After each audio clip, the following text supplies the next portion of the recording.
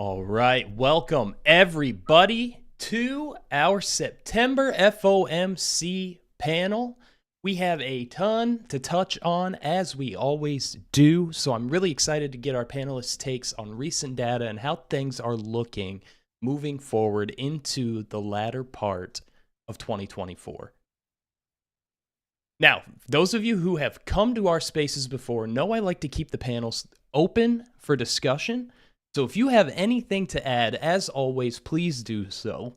The only request that I have is that we keep microphones muted while others are talking, just to kind of avoid any overlap and any feedback from each other's audio. Now, with that said, as always, I want to hit it with some introductions first. And we'll start off here with Joseph Wang, welcoming him back again, our go-to Fed guy. And as many of you know, he headed trading at the Fed's open markets desk, has a great introductory book on central banking called Central Banking 101, and has one of the best YouTube channels discussing the markets. Subscribe to that once y'all get the chance at Fed Guy 12 on YouTube. Welcome back, Joseph. Hey, Nicholas, thanks so much for having me. Love being on the show, and it's so great to see everyone else here. I always learn a lot on these podcasts, and honestly, today is going to be the most exciting Fed decision in some time. So glad to be here with all of you to see what happens. And as always, glad to have you, Joseph. Thanks for coming again. Next, we've got another frequent friend of the spaces. Last Bear Standing is an expert on markets where he writes about monetary policy in his weekly Substack. If you're not subscribed to that Substack, definitely go do that. A lot of good information comes out every time he publishes. Welcome back, Last Bear. Thanks, guys. Yeah, we potentially looking at a decision for the first time in some time. So it'll be interesting. Looking forward to the discussion here. I think everybody is sharing that excitement. Thanks for coming, Last Bear. Next, we've got Michael Cow, the Chief Investment Officer and Portfolio Manager of Cow Family Office, and an expert in commodities, convertible and capital structure, arbitrage, and dynamic hedging. Sorry about that. My mic cut out as I was introducing the GOAT, Michael Cow. Welcome back, man. Hey, thank you so much. I'm really grateful for always being invited to this. I view it as an opportunity to just check in every once in a while with people whose opinions I respect very much. So grateful to be here. And I think I speak for everyone when I say grateful to have you, Michael. Thank you. Next, we've got our leading volatility expert and founder of Kai Volatility, Jem Carson. They're launching a ton of new and innovative things in the coming months. As I've mentioned before, Vol Tools on the horizon, and check them out, everybody. Chem's another one of those that you're going to get a different take on a lot of the things that we sometimes get caught up in echo chambers on. You can also subscribe to Kai Volatility's Invaluable Market newsletter. Welcome back, Jem. Great to be here after a couple-month absence. Great to check in. Really important moment for markets, not just because of the interest rate decision, but where we sit here in mid-September, election behind, end of year, and a big up year. A lot to talk about. Looking forward to it. Always love being here with all these guys. Always love having you too, Jem. Thank you. And later, everybody will also be joined by Danny Ives, someone you may all know with over 2 decades of experience in tech analysis on Wall Street, currently a managing director and senior equity research analyst covering the technology sector at Wedbush Securities. You've seen him on everything from CNBC, Bloomberg, and NBC to France 24, TV Tokyo. The list goes on. And we'll be really honored when he joins us later to give his feedback on our discussions today. So without further ado, let's get a quick macro overview here, as I always like to do, since our last FOMC panel spaced in July. Consumer Price Index for August came in at 2.5% year over year compared to an estimated 2.6%. And a large portion of the All Items Index rise stemmed from shelter, which rose 0.5% in August. The total non-farm payroll employment increased by 142,000 in August, while unemployment itself saw very little development, coming in at 4.2%. In addition to all of this, there were two major volatility events in the markets in August, one being the yen carry trade with the third largest VIX ever, and then the vol around the Jackson Hole event. Talks of rate cuts, once again, as we all know, at the forefront of everyone's minds, with 50 basis points seeming to be the consensus. Some possibly saying all at once today, and then some others, such as Elizabeth Warren, even calling for 75 or a higher basis point cut. And then on top of all of that, gold is yet again pushing to new high after new high. Now, to start us off here, Joseph, many are still saying that the Fed's policy has been too restrictive so far. Now, with cuts of varying estimated degrees on the horizon, does that sentiment hold true and rate cuts now are easing the overly restrictive policy, or was policy more or less appropriate to begin with? Hey, that's a really good summation of the macro backdrop and a really good question. So ultimately, that question is just where is the neutral rate? The neutral rate being the rate where policy is neither restrictive nor loose. So the Fed wants to have that as a baseline so that we know whether or not policy is restrictive. Now, I think one of the things that's really interesting is that over the past couple of years, even though we hiked interest rates to multi-decade highs, say 5.5%, when you look at common measures of, let's say, financial conditions like the equity markets, like credit spreads, things like that, it's hard to see financial conditions being really loose. And in addition to that, when you look at the macro data, you'll also notice that even though interest rates were at multi-decade highs, GDP continues to grow above trend. And so it's really hard to know if financial conditions, when we are over the past few months, have been too tight. From my personally, it doesn't seem like there's a lot of evidence that's been the case. However, to your point, market is pricing in a lot of rate cuts in the coming months. Actually, the market is thinking that maybe the Fed will cut to below 3% by the end of December next year. And that all is already in the market pricing and is effectively easing policy. So when we look at interest rate sensitive sectors like housing in the US, we already see an uptick in mortgage applications. So if policy wasn't super restrictive beforehand and now we're pricing a whole bunch of easing, I think you can make the good argument that we're actually on the cusp of some kind of re-acceleration on inflation and growth simply because we misunderstand just what the neutral rate is and how policy is restrictive or not restrictive. Thank you, Joseph. A lot to unpack there. Does anybody have any comments there specifically on what Joseph said about potentially more restriction as we kind of ease into lower rates? Go ahead, Les Bear. Yeah, I was just going to add that we have to take into account the fact that the market is obviously forward-looking, and the Fed these days is also provides a substantial amount of forward guidance. So if we look at where sort of peak tightness in the cycle was, I would say that that was all the way back in maybe October 2022. That was back when the Fed was hiking by 50 basis points. Inflation was still a big concern. It wasn't clear that it had necessarily started a consistent moderation, and there was still real uncertainty about exactly where rates were going to go and would they continue to climb higher than anyone's expectations. But since then, we've seen across a number of different metrics, whether it's credit spreads or actual all-in yields on things, or the VIX or the stock market, loosening pretty consistently through this whole time since, which has been almost 2 years.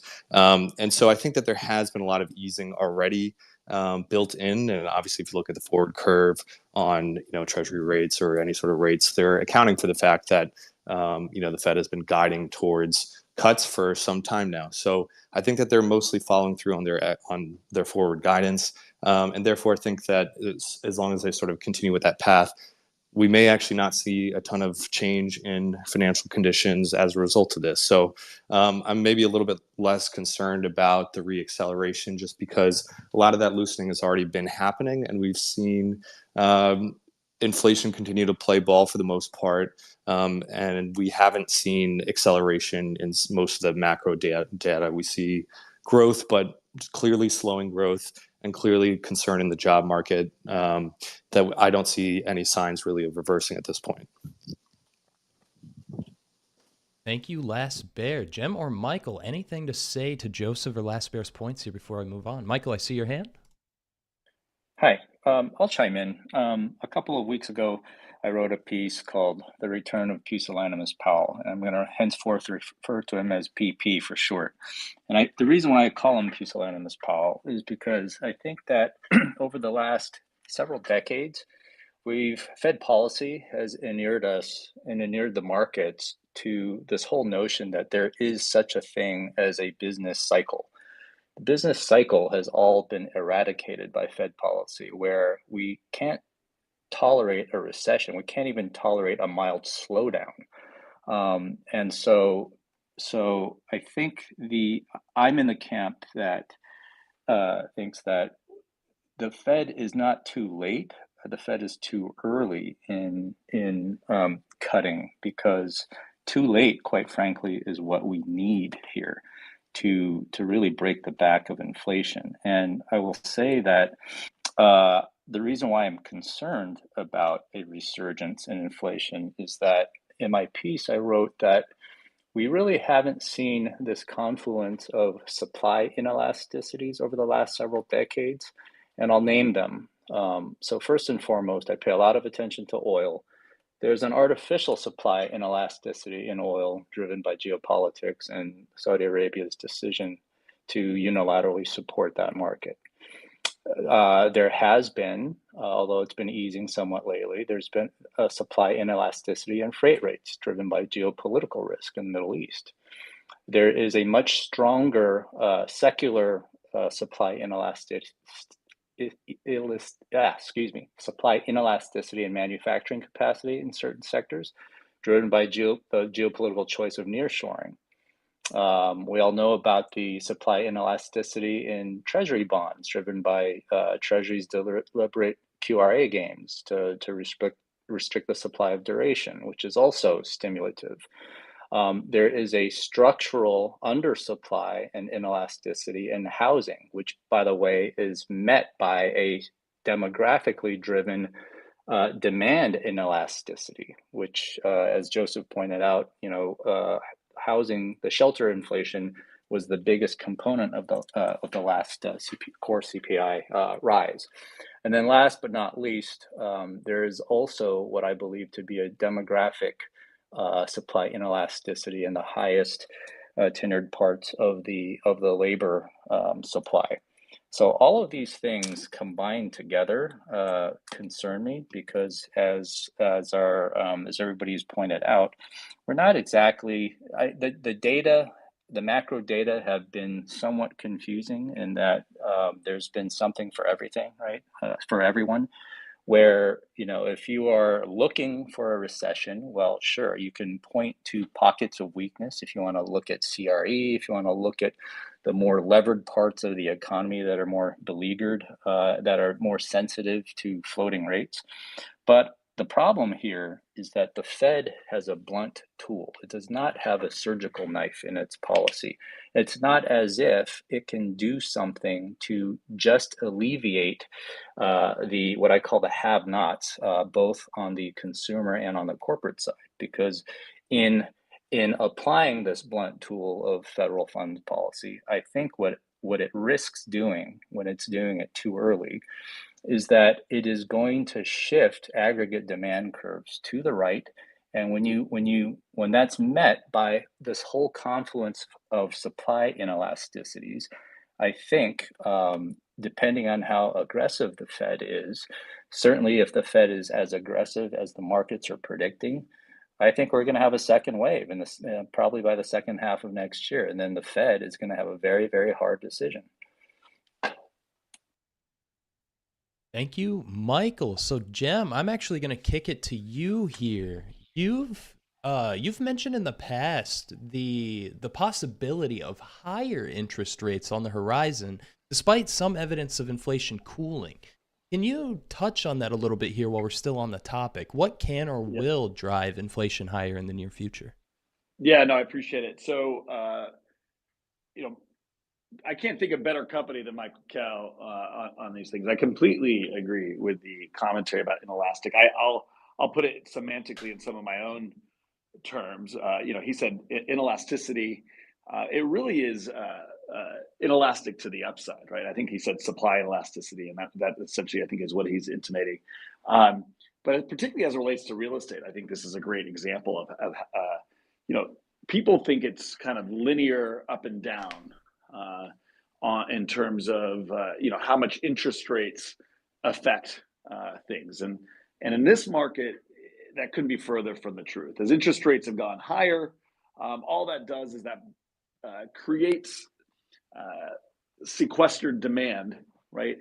That sits there until interest rates come down, right? And this is a function of people being locked into that are currently in their homes into very low interest rates below the market, but the demand being kind of building until interest rates are more and housing is more affordable for the average person. But there is a massive amount of sequestered demand that is sitting there and has been sitting there waiting for interest rates to come down. So the Fed has an incredible asymmetric tool in terms of being able to cyclically affect the real estate, the demand broadly, but the engine of real estate to stimulate demand by just lowering interest rates. And it's not just the short dated. The point here is getting that 10-year yield down, which they've been able to do to some extent here. This is why in December of last year, when they used their commentary to price out 6 cuts for this year, which didn't happen, right? Why they were able to all of a sudden kick off a massive rally at the beginning of the year, and of course all the GDP numbers and everything came roaring back so quickly. The reality is that that's now at work. Any negative numbers that you were seeing 2 months ago, a month ago, guess what? They're now being already battled, regardless of what the Fed does at this point, by the demand that's been stimulated due to lower mortgage rates and lower financing costs. So that is essentially in a microcosm what it looks like, what that inelasticity looks like in real estate. And real estate is obviously a major driver of the global economy, the U.S. economy in particular. So I think that's important to note, that they have the ability, and they've already lowered interest rates. Whatever they do today is almost kind of secondary, as long as they can keep in line with what they've been trying to communicate to markets. I do think they'll probably go 50 basis points, but it almost doesn't matter. What matters is what they've been able to do to expectations of longer term yields. Now, both Michael Cow and I agree on the fact that inflation is likely to be secular for all these structural reasons that we've talked about. That the trade has been, and we thought this was the case, has been the case to bet on a steepener. I think that'll continue to be the trade. Yes, short-term interest rates are coming down, but we believe long-term interest rates should not be. And actually, the more the Fed stimulates here, we believe that you will have a resurgence of structural inflation here, regardless of the cyclical effects and the ability to, over shorter periods of time, speed up the economy and slow it down based on these cyclical effects. So that's our broad view still. It has been from the very beginning. It's not about what's going to happen to short-term yields. It's about what's happening structurally underneath the hood with populism, protectionism, all of the demand push economy based on kind of fiscal spending and again, labor supply that ultimately will drive and will continue to surprise relative to the cyclical economic effects that are happening in the short term. And that ultimately is what you need to keep your eyes on. The second you get these opportunities where people are playing yesterday's game, which is just playing the cyclical, okay, is the economy slowing or speeding up in terms of how they're looking at 5-year, 10-year, 30-year yields. Whenever those reactions happen, we believe those are big secular opportunities to really make bets on the back end of the curve and in inflation. So that's where we have stood, and that's where we continue to stand. We think this is an incredible opportunity. Once again, much like it has been several times throughout the last 3 years, to get back into those trades. Thank you, Jem. Does anybody have any other comments before I move along here? If I could, I'll add one more thing to this, which is, I totally agree with Jen. I think we have to watch housing. In my piece, I wrote that, my biggest concern is shelter and housing because of this twin effect of the structural supply inelasticity plus this demographic demand inelasticity. And now they're talking, where just the rhetoric alone has already juiced, everything from mortgage applications to housing starts to multifamily starts. So that's one issue, but the much bigger issue, I think, that gets a little bit of short shrift is the credit markets and just how sanguine the credit markets are. Because when I look at the entire what I call the leveraged credit trifecta, which is comprised of the roughly 1.6 trillion high yield market, the roughly 1.6 trillion leveraged loan market, and then now the extremely fast growing private credit market, which some estimate to be as high as 1.8 trillion. All three markets, especially private credit, are just on fire. There every other day, I'm in this private group where we vet investment deals. It seems like every other day there's a new private credit fund being raised. And so I think if you want to think about credit as the ultimate sort of multiplicative lubricant for the economy, there's just no problem there right now. I mean, again, you can point to pockets of weakness, but and that's why I think there's this macro confusion that potentially is going to lead policymakers down the wrong path. I think policymakers in general are too hell-bent on fighting the last war, which was the real last war was the GFC. And everybody is still worried about the GFC when I think when you look at the much longer arc of history here, the analog that we should be worried about is something much closer to the stagflationary 70s. At least that's what I'm concerned about. Thank you, Michael. And there's quite a few things in that last bit that I'm going to circle back to later, namely on the topics of credit and on housing. But for now, Joseph, I want to kind of pivot back here to that discussion of how much and how fast rates will be cut. Joseph, you mentioned on Making Money with Charles Payne recently that the 50 bips cut actually does support that notion of a soft landing. And you also mentioned that on the flip side of that is a potential negative effect on the US dollar. Can you speak to that a bit, Joseph? What would be the connotations on the US dollar should they go ahead and throw out that 50 bits cut right off the bat this month? So when I think about the dollar, well, in general, one of the things that stands out about the US is that we have a tremendous fiscal deficit. If you look at the IMF projections, it's about 6% a year forever. Now, in comparison to peer countries, so other wealthy countries, their expected deficit over the next few countries in the next few years is about 2%. Now, usually when a country has a large fiscal deficit, you would expect their currency to depreciate. And with a 6% fiscal deficit, that obviously puts downward pressure on the dollar. You can think of it as government is printing a lot of dollars, which is what treasuries are. But one thing that's been holding the dollar up is our high interest rates compared to many other countries across the world.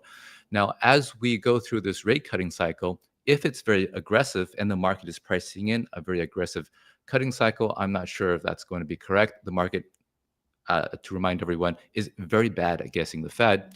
But if that is realized, you can see a country with a large fiscal deficit and low rates, that's recipe for a weak currency. And I think that has very big impacts on both the financial markets and the economy.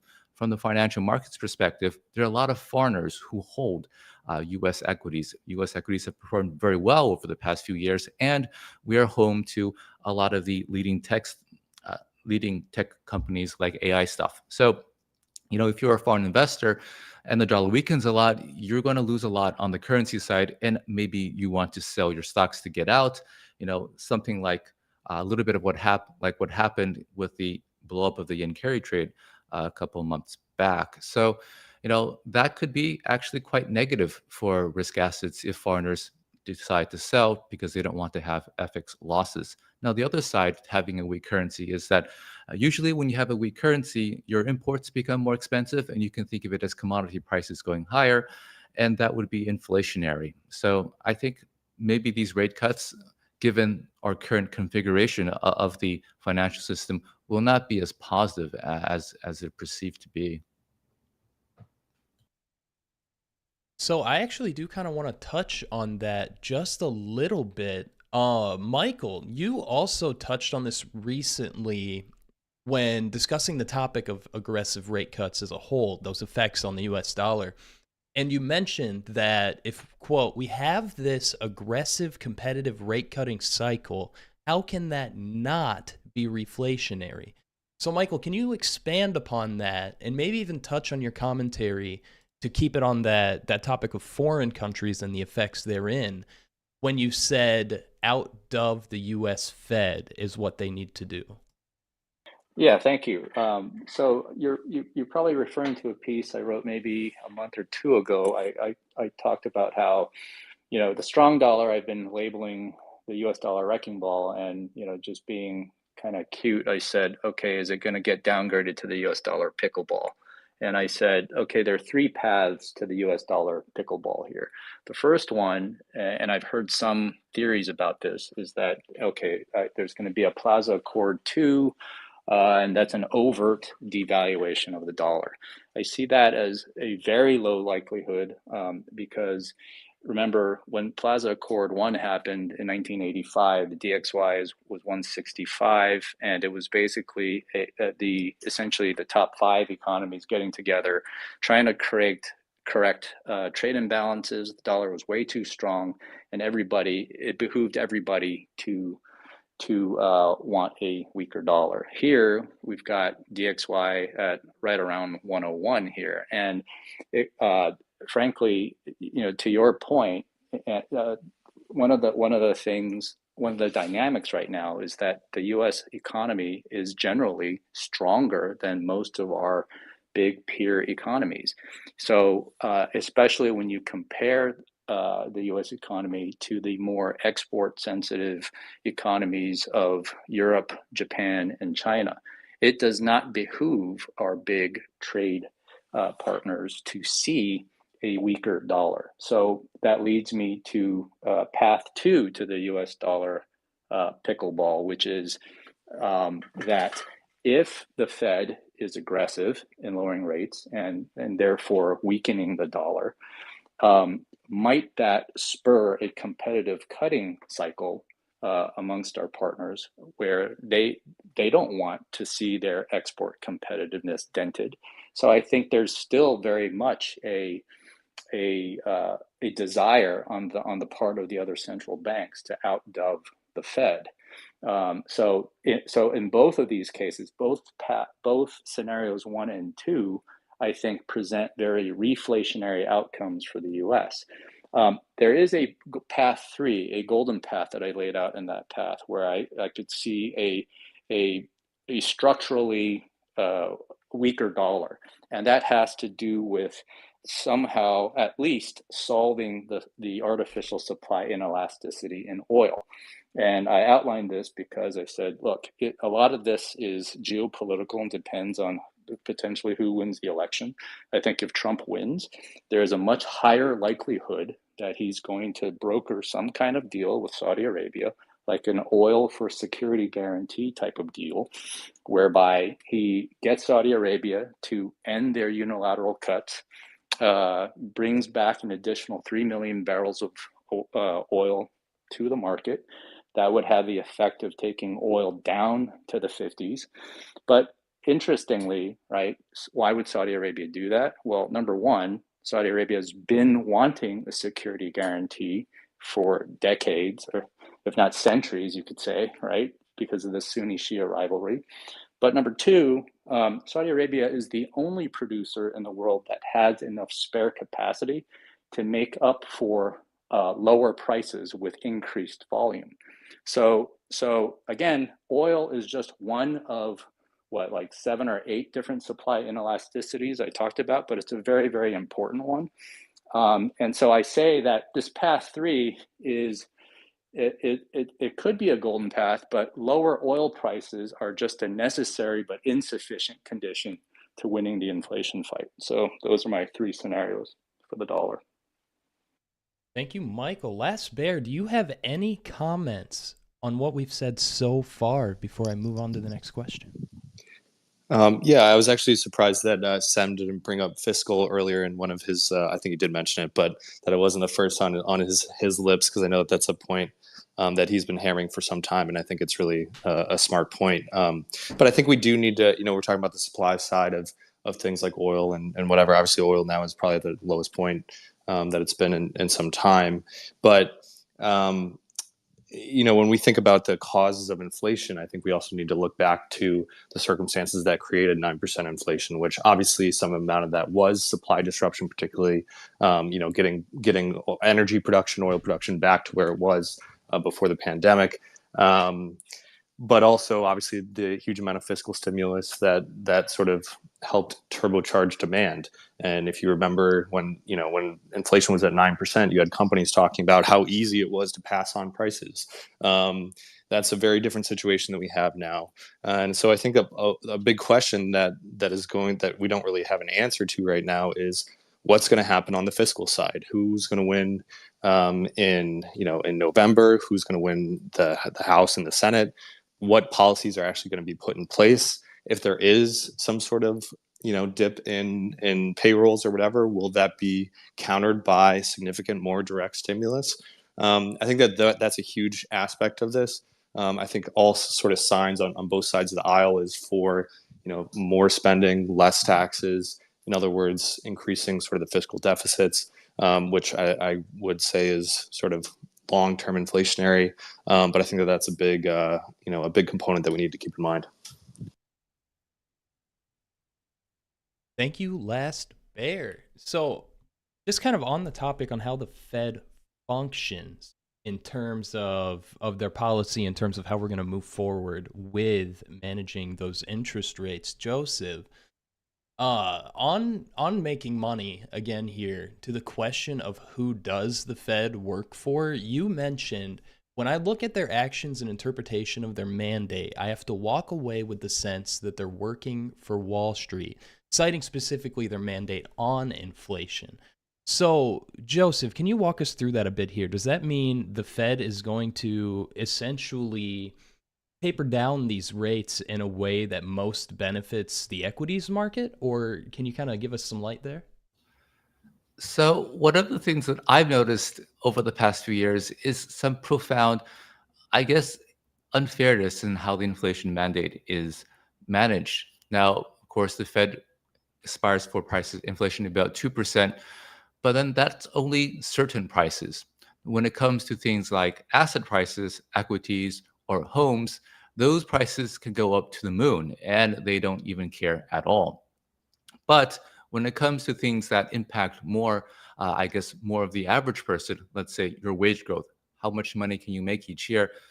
Well, if wage inflation is a little bit high, let's say not even super high, 3 or 4%, then the Fed jumps into action and does everything it can to slow that down. And so I think that's kind of a recipe for tremendous amounts of uh, inequality in the world, which is kind of what we've seen over the past 2 decades, right?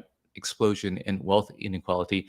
And I think a key driver of that is just how that mandate is interpreted. And this is largely uh, the Fed's doing. And so it leaves me with the impression that, the Fed kind of favors Wall Street over Main Street. Now, I want to be clear. I think they have good intentions, and I think it's important to get inflation uh, stable, as that benefits everyone. Um, but this type of interpretation in its mandate really does give the impression that if you are a working person, a blue collar person, it seems like the economy is the rules are not tilted in your favor. So now also I would note that the way that the Fed interprets their mandates or even sets their mandates is ultimately a political decision. The Fed did not have their 2% inflation mandate until 2012. And it's a consensus that took over a decade to build where everyone has different views on this. So there's nothing set in stone about this, and it could potentially change. If you recall, a couple years ago when we were having higher than expected inflation, there were a whole bunch of people jumping out and saying, maybe we can have 3 or 4% inflation and that's okay. And maybe that will change in the future as well. But right now, I think that the outcome suggests that the Fed is not super in favor of Main Street when it comes to conducting policy. Thank you, Joseph. Jem, I see your hand. Yeah, I actually want to zoom out for a second, and actually, I think Joseph brings up an excellent point. But I want to make sure it doesn't sound as political as I think he's making it out to be. And this is almost philosophical. The reality is the Fed has been given a mandate by government to control inflation while maximizing employment. And I think that the problem roots there. At the end of the day, what people don't realize, and that policymakers who mandated the Fed to do this didn't really contemplate or understand, is that at the end of the day, the cheat code for maintaining, within those boundaries for maximizing and optimizing for low inflation, yet higher employment and higher GDP growth, is to take the velocity of money to zero and send that money to those who do not spend, do not create goods inflation. To Joseph's point, create asset inflation. If you send money to the rich, it creates growth without inflation. That is solving for the equation that they've been given. That's where the root of this problem really lies.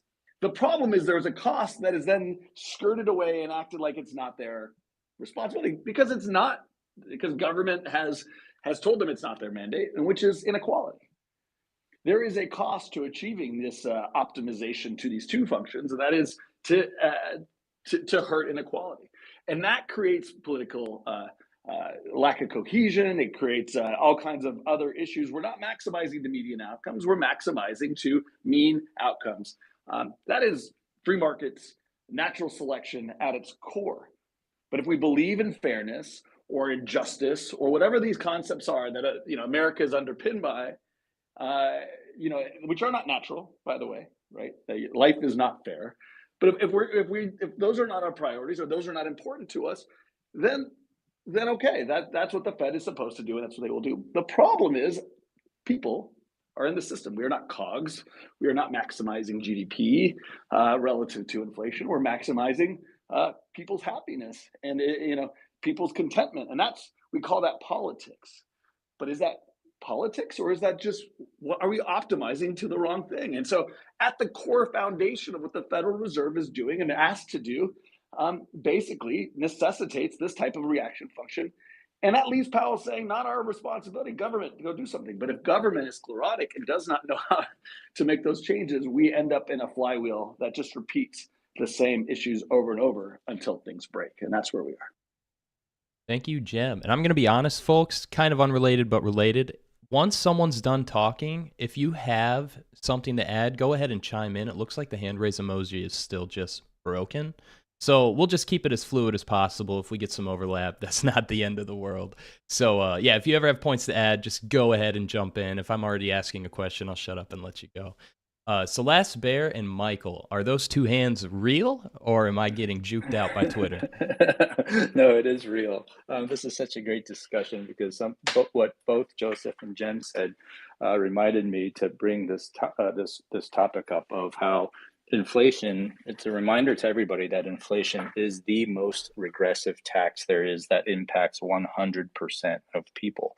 And so when you think about the poorest decile of society, right, that's living hand to mouth, paycheck to paycheck, their paychecks are being completely eaten up by the costs of food, fuel and shelter, right?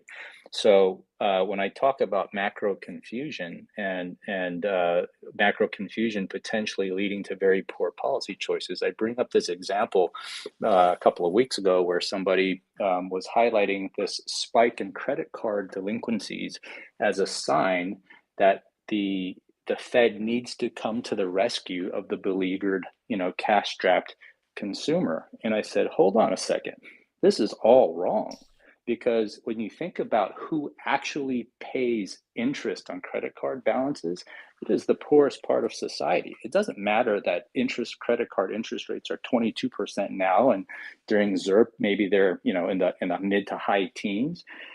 This is the segment of society where they are in debt because of inflation, not because of high credit card interest rates.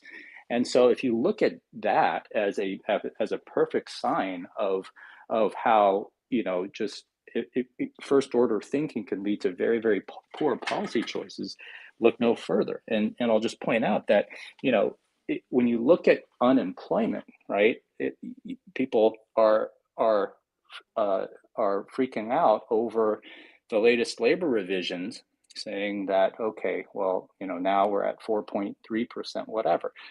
The point here is that even if unemployment were to go to 5%, let's say, it is still relatively low relative to the much longer arc of history. And it's a reminder that even at 5% unemployment, it still means that 95% of society is employed, whereas the most regressive tax of all, inflation, impacts 100% of people, and most disproportionately hurts the lowest deciles of society. And that's the thing. There is fiscal policy does not actually, you get a 1-to-1 trade-off essentially for inflation, despite the populism that drives that fiscal push. If done without kind of a multiple effect or an investment in long term, whether it's education or healthcare or other things, if it's just dollar payments to people, the net effect is inflation, which then again 1-to-1 hurts those same people. So this is why once it gets going, populism just gets people more and more frustrated, which leads to more fiscal, which leads to more populism. It's a circle, and the problem is inequality. And that inequality has really been driven by pushing money to the top, and it's hard to solve without pulling money from the top and redistributing. So this is absolutely beautiful. This is why I love these panels so much, guys. The back and forth, the tag-ons, everything is just perfection. It makes my life as a proctor extremely easy. And so I kind of want to kick this idea a little bit more and put it into the scope of the economy. Last Bear, you've actually written in the past about the economy remaining on, quote, solid footing, despite a lot of the fear seen in the media and in market news. And you touched on it once again at the end of August in your newsletter article titled Slippery Slope. One line that kind of stood out to me in the first half of that article is when you said we shouldn't let what we think may happen in the future cloud what clearly is happening in the present. Now, to that end, what are you seeing currently for the economy as a whole? And are a lot of those bubble, recession, inflation fears unwarranted as we move closer into 2025? Or as the article title suggests, is the economy kind of towing that line and at risk of slippage? Because data is kind of showing decent feedback on how the economy is going this year, especially given the inflationary pressure and fears. But is that slope we're teetering on that slippery, Last Bear? Yeah, so I think what the line that you use, I think I was talking about, and I basically at the beginning of the year, I used the term solid footing, and I had made pretty positive, or had a pretty positive view on the U.S. economy for much of the year. But I think that what I was saying in that article, which the title sort of suggests, is that the recent data, I think there's a fine line between sort of ignorance and optimism on certain things. And if you look at particularly the labor market. You do see just consistent slowdown that is not, that's not 1 month of data, that's 2 years of data across really all sort of labor market metrics, to the point where there's really no question as to obviously the payrolls are still growing, but the rate of change of payrolls has been slowing for nearly 2 years. And those numbers keep getting lower and lower. You see the unemployment rate, which is taken from the household survey, obviously ticking up to 2.3, 2.2. I mean, it's been on the border of those two metrics for the past 2 months. It really didn't change that much in the most recent report. But all those things, you have to kind of look at some sort of macro cyclical perspective and say, hey, there doesn't seem to be a whole lot of reacceleration if you're looking at sort of the most fundamental basis of the economy, which is employment, the ability to get jobs. And if you look at sort of more forward-looking views of that, like people talk about the Challenger job cuts report, but that report also it obviously talks about job cuts. It also talks about hiring plans. And what they are showing in the hiring plans, which is arguably more forward-looking than job cuts, is that hiring plans are as low as they have been in almost 10 years, significantly below where they were, before the pandemic. That's sort of reiterated by other things like the JOLT surveys and other things. So basically, my point is that there's no real sign, and particularly in the labor market, of a reacceleration, and you just see a trend that's going, that seems very sort of late cycle if you were to look back at prior sort of cycles. Now, there's been a lot of strange things that have happened in the past 4 years that make looking back at recent cycles maybe not the best way to look at the economy, and I think that's why we need to be like really data dependent on it. But what I meant in my article was that we shouldn't at this point just assume that because because growth has continued sort of ahead of expectations for some time, that's going to continue when we're looking at deterioration within the labor market that doesn't seem to be turning around. So I think that was sort of the crux of my point there. Thank you for the clarifications, Lasper. Does anybody have any comments to that end on the economy? Well, I think one thing that really struck me was I agree with Lasper that Challenger report. I think their hiring intentions were the lowest that they've ever surveyed in the history of the survey. So it does seem like things are slowing down. Now, one of the things that I'm wondering is this some kind of a soft patch ahead of the election? Because we have two candidates with very different visions of the U.S. And so depending on who wins, you could have very different subsidies, very different tax regimes, and just a whole different policy outlook. So one of the things that I'm wondering is if this slow patch, which is real, and as Lasper clearly noted, is it something that could resolve itself after the election when we have more certainty, or is it just an ongoing deterioration? So that's what I'm wondering when I see that data. I guess I would just chime in here and kind of go back to something I said earlier, which is, if the Fed is too late to prevent a recession, I guess the question I pose is that so bad? Because when inflation rates are obviously second derivatives of price. And absolute price is very, very high, and that's what's actually killing the poorest deciles of society, right? And so the issue that I have philosophically is that this eradication of business cycles has really resulted in big distortions in capital allocation over time. If you look at just microcosmically what's happening in the credit markets, there's something called distressed exchanges, which is basically, some people will count that as a default, but there's really no impairment of par when basically a bond that would have otherwise defaulted if the credit spigots were dry, but because the credit spigots are not dry at all, these zombie companies are basically are allowed to exist. And especially with the proliferation of private credit, that's even refinancing some of the diciest triple C leverage loans out there. This extend and pretend phenomenon is really resulting in long-term capital misallocation for the economy. And so I pose the question to the panel and ultimately to policymakers, right? What is wrong with a garden variety recession? Michael, don't you know there's an election coming up? We can't have a recession.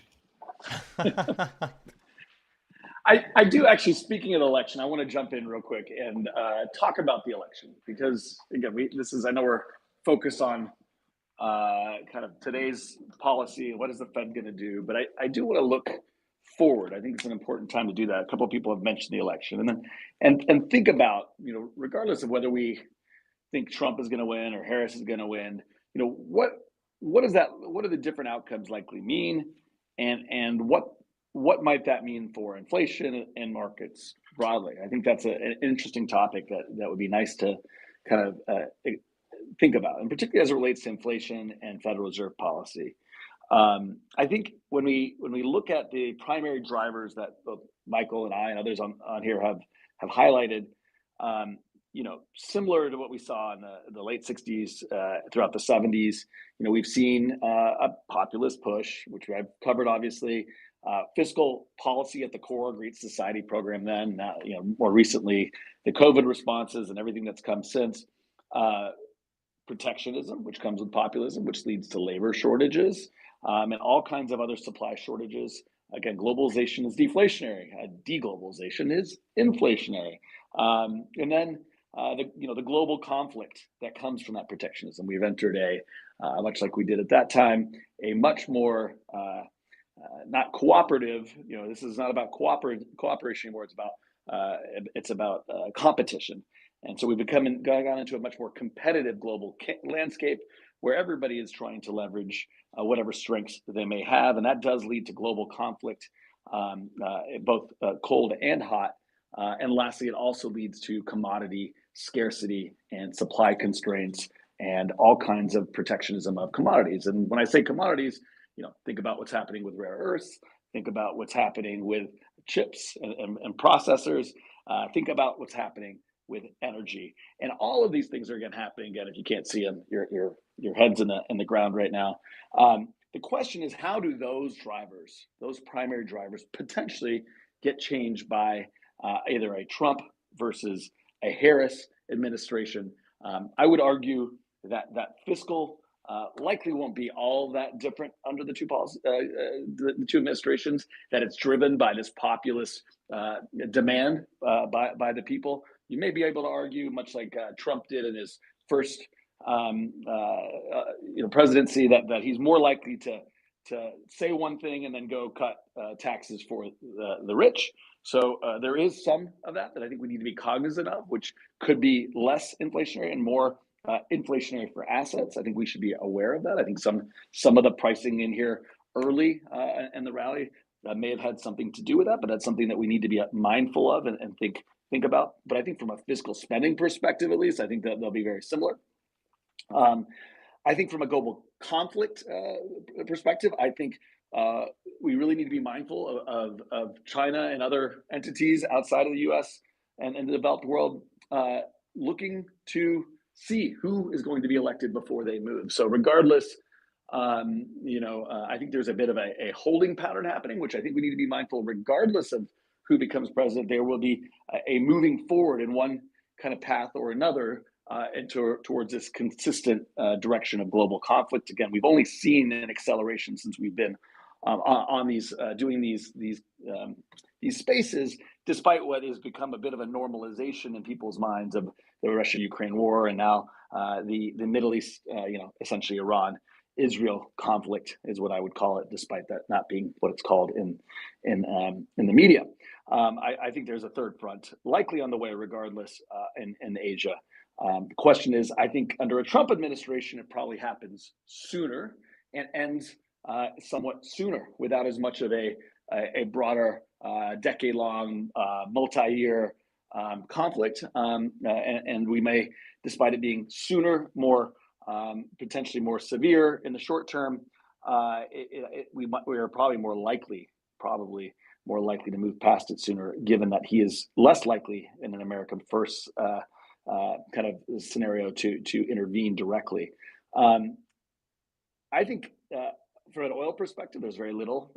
I'm not as confident that we can that Trump will make a deal with Saudi, but he might. I think that's a reasonable point by Cal. I do think inroads in Venezuela are likely to happen under either administration, but particularly during a Harris administration, to try and find a solution there. Whether that will be possible or not is another question. I think the biggest difference, though, is in immigration.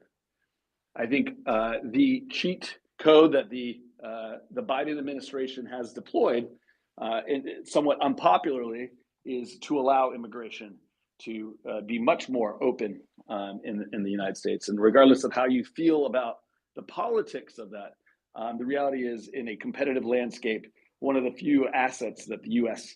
Well, not few. One of the many assets that the U.S. has, but one of the best, is its ability to attract people from around the world and relieve some of the structural labor shortage issues that we have via immigration.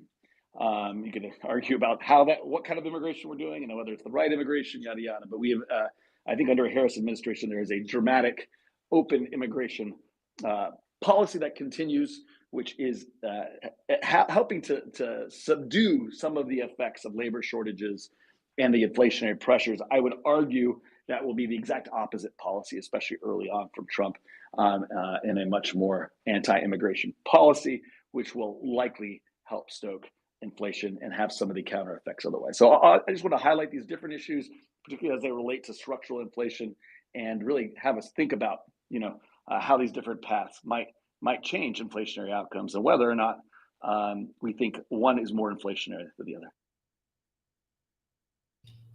I think that's a really good point, and I totally agree with Jem that focusing on politics is probably going to have a bigger impact on the economy. And between the Trump and Harris administration, the biggest difference is likely going to be immigration. President Trump makes it one of his signature policies to have less immigration. But one thing I would note, and going back to Michael's point a bit earlier, that one of the most persistent elements in inflation is shelter, is that I think so far having massive immigration, maybe some downward pressure on certain segments of the labor market, but it's unambiguously having upward pressure on things like housing and social services, which, as mentioned earlier, are less elastic when it comes to supply. Now, recently I was looking at a speech from the Reserve Bank of Australia, and they actually have not actually cut rates, contrary to many other countries, in part because inflation is still high, around 4%. And inflation is high to a large extent because rental inflation is going to the moon. And why is rental inflation going to the moon? Because they have massive immigration, let's say 2 to 3% of their total population in a year. If you look at Canada, they do something similar, 2 to 3 percentage increase in their population through immigration, and rents go through to the moon. And in the US, again, bigger country, different cities have different policies. But when you look at, say, New York City, which has a policy of being open to migrants, vacancies are at all-time lows. So, there are some, the immigration policy has uneven impacts on inflation. And so if we actually have less migration, maybe we will have higher wages, for sure, things like construction, blue collars, but I think also we would have less demand on services like real estate. And so there's a balancing act there to that I think the public will have to decide. We've got about 3 minutes until we get some data here. Does anyone have any other comments to what Joseph and Jem said while we await this data? So what I want to do then here, and we'll probably have to double back after we get the data drop so we can have some time to look through the release and give folks some time to look at dot plots. But I want to touch on that topic of gold and commodities as a broader scope as well. But we'll start with gold. In the last few months, obviously, we've all seen gold set new highs after new highs. Some speculate is due in part to the hotter than expected CPI, possibly making gold an inflation hedge play. Joseph, you, however, noted that in the past, even with abysmal CPI prints, gold itself wasn't doing very well either. So my question to that end is, what's the most likely factor behind this gilded rocket ship that seemingly has no signs of slowing? That's great question. When I look at gold, I notice that people approach it from all different angles. Some people look at it as an inflation hedge, and as you know, Nicholas, it doesn't seem to have worked very well for the past few years. Remember when CPI was up 8% year over year, gold was not doing well. I think there's a number of drivers to this gold rally, and I'm looking forward to hearing what other people think about this. Of course, we have the central bank buying, a lot of news articles saying how uh, especially EM central banks have been increasing their gold holdings. China hasn't been buying the past few months, but they've been buying a lot the past year. Now, in addition to that, we are embarking upon a global easing cycle. And usually, people associate looser monetary policy with, gold up in price. And we have a global easing cycle, and we're probably going to cut a lot. The market thinks the Fed is going to cut a lot. ECB has already cut twice. Bank of Canada cut 3 times, and market expects all these guys to continue to cut.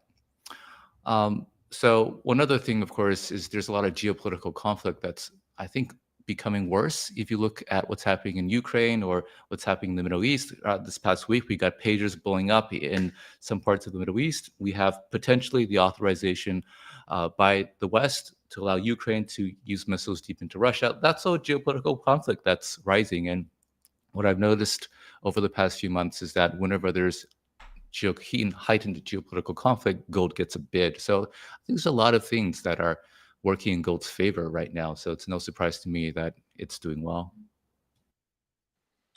Yeah, I would echo Joseph's comments. I do think the central bank buying has been a huge part of it. You can see that effect actually in the difference in price of gold miners versus the physical.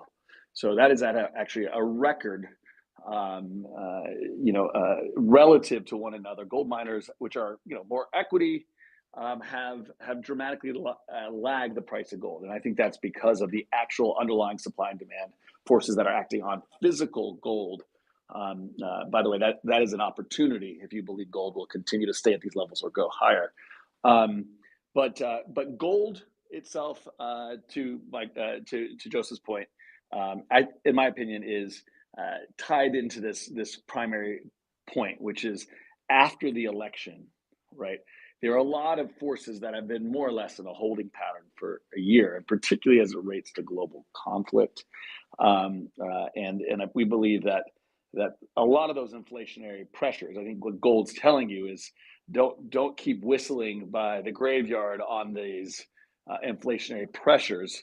That there are these pressures, again, global conflict, labor protectionism, commodity pricing, fiscal policy will likely reaccelerate, and we'll get back to kind of the trends which we continue to see, but they will reaccelerate likely into next year, and that's what I think it's basically telling you, and I think that's what central bank buying, by the way, is what is telling you as well.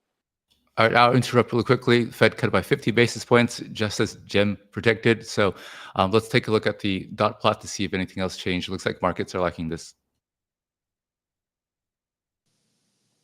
Watching SPY right now, they are really like directly off the data release. We shot from 560, 569 almost. I'm curious to see how this reaction can. What is everybody seeing at a cursory glance here?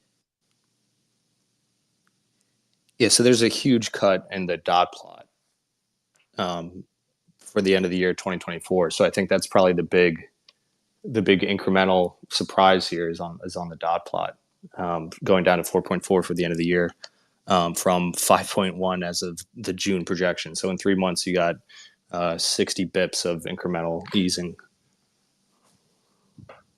expectations.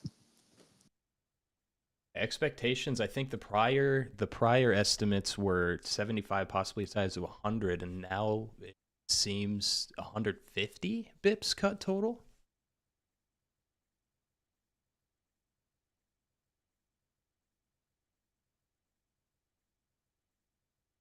And it's interesting because obviously people ask whether big cuts are good or bad for the market, depending on whether the market thinks that the Fed is scared of recession. Obviously, in this case, at least the first reaction seems to be that the market is very happy about the prospect of lower rates, and at this point is not concerned from the macro implications of that. I think Jim has mentioned a lot that sometimes these moves a lot have to do with people taking off risk off this risk event. I don't know what the options positioning is like, Jim. Maybe you can speak to that. Yeah, absolutely. Thanks, Joseph. The vol for this event and the skew for this event have been dramatic for some time. I think that's a fair word relative to everything around it. Partially not just driven by the fact that it's a Fed meeting, but as often happens during these Fed meetings, it falls on a big SEP quarterly expiration. The AM expiration for this Friday has been pricing in skew that's dramatically different than everything around it and has been for some time. So what happens as those puts decay? If the downside risk of they haven't been as in line with expectations. And the second, even if this was just an inline statement, you would expect the decay of those puts to dramatically happen, which is what you're beginning to see. And then the obvious buyback of all the deltas that dealers have against those. So that this initial, reflexive rally here is not a surprise. This is what you would expect. Now, to be clear, it's a bit more aggressive than the full expectation, which is also broadly stimulative. But bulls have the wind at their back broadly in this scenario. Basically a negative, in the absence of a negative surprise, market go up, and you can see that broadly in historical data. If you look at Fed, this is a pretty crazy stat, but for the last 40 years, if you look at Fed days and you took them all out, you have essentially almost 0% returns for the market. So these are generally very positive, and it's because of that effect. The Fed generally does not want to negatively surprise the market. They overwhelmingly don't. And in the absence of a negative surprise, markets price in a rally. Again, not a every time thing, but it is a high probability, high impact bet. All right, everybody. Thank you, Jem. I just want to jump in here. I mentioned at the beginning we would be joined by the GOAT himself, Danny Ives. And Dan, I know you just got here. Thank you for joining us, but I'm going to put you on the spot right away. So, look, go ahead. No, I mean, this as a bull and a tech bull, this is as Goldilocks as you get in terms of what you want to see. I mean, we'll see with the press conference. Obviously it's going to be super dovish, but from a tech perspective, I mean, this is about as risk on as you could have in terms of what you want to hear from the Fed. And I wanted to ask you about exactly that, Dan. We've been discussing the connotations of 25, 50, even 70 basis points all week, it seems. And given this advent of the 50 bips right out of the gate today, how are you expecting to see tech stocks react?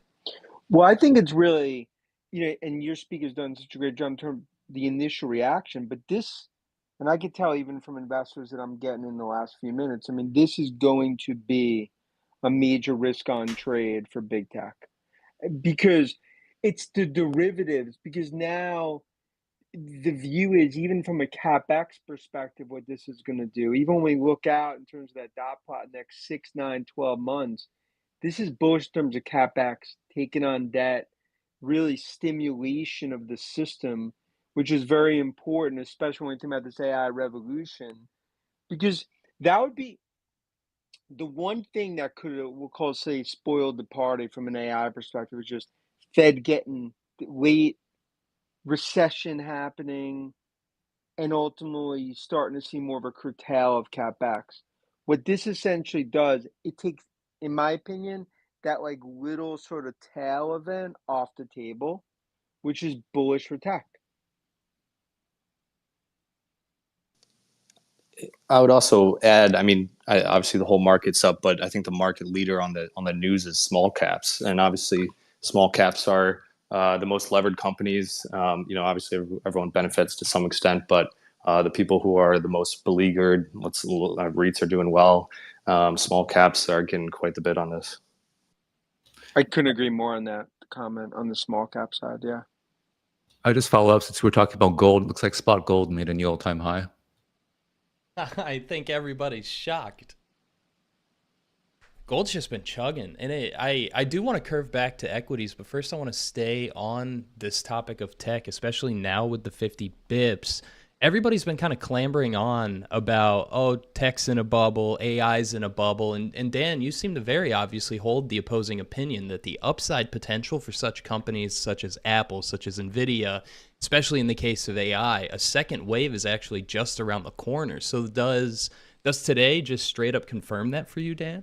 I mean, we just got back from Asia 2 weeks, second trip there last 6 weeks. Demand's outstripping supply 15-1. So when you look at the demand in terms of these use cases blowing out, I mean, this is just now going to give further fuel because the capex is there in terms of big tech. I mean, you have basically 250 billion line of sight to what I believe is going to be $1 trillion of incremental capex next 3 years when it comes to AI. And when you look at the consumer piece, it's a matter of when, not if. From an Apple iPhone 16 AI-driven super cycle, I think you've seen the stock recover a lot from some of those yelling fire in a crowd theater reports on the pre-orders, that obviously hit the stock this week. But it all comes down to just demand. I believe it's a fourth industrial revolution. The only thing that was going to spoil the party was Fed being late to the game and the self-fulfilling prophecy and the bears owning the narrative. That's done. And I believe tech rallies hard into year end. Dan, I want to hop in and ask you a question and take a kind of be polemical here and take the other side of this. Sure. What do you think would happen to NVIDIA and broadly kind of the semiconductor space if China was to move on Taiwan? Oh, that's always been the black swan event, right? And I think It's not a black swan. What do you think the odds? I've heard. What do you think the odds of that are, Dan? I think there's a better chance right now of me playing in the NBA than that happening. That's been my view. And for the last 20 years, I've talked to tech investors about China, Taiwan, and they've missed every transformational tech trade because they feared it. So as someone that goes to Taiwan 4 times a year, it's a risk. I get it, but I still view it as a very, very infinitesimal percentage here. Okay, That's my opinion. So less than 1% that China moves on Taiwan in the next 4 years. Yes, definitely. That's my Interesting. view. Okay, all right. I would say it's actually, and this is what China has told you, and is what, based on my contacts within the U.S. administration and Palantir, is closer to 50%, if not 60%. And just to give you a sense of what people who are on the ground think is probable. Now, they may be wrong and you may be right, but just so you know, that's what the current people, the broad belief is. The next 4 years. I'm not saying in the next 6 months. No, and what's interesting there is we go to Taiwan and we're in Asia all the time, and I get the nervousness, and I'm not saying that there's not some validity at one point. I'm just and this just goes down to stocks, right? In other words, in 25 years of covering tech, so many times, whether it was Greek debt crisis, Europe, geopolitical, macro, Middle East, whatever, so many investors have missed basically every transformational big tech name because they got caught up in the what if moment. I'm not saying it doesn't happen. I'm just saying that's been my view is I focus on fundamentally what's going to happen and where we are, especially in tech. And I think right now, it is a risk on trade. That is just, to me and this was kind of the last piece of the puzzle that needed to happen. Fair. Well, we'll have to kind of see how that plays out. It's not just the China percent, by the way, and the math is simple. I'm not saying that.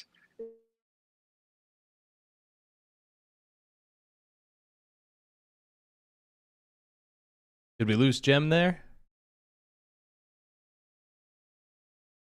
Looks like we may have. While we wait for him to get back up here, Michael and Last Bear, I would love your takes on the tech discussion here, given the 50 bips cut.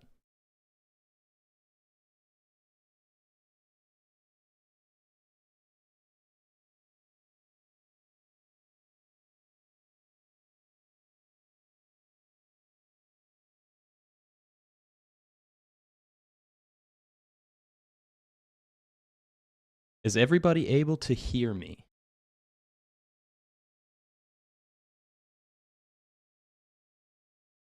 Our YouTube looks like we have a tech difficulty with the panel.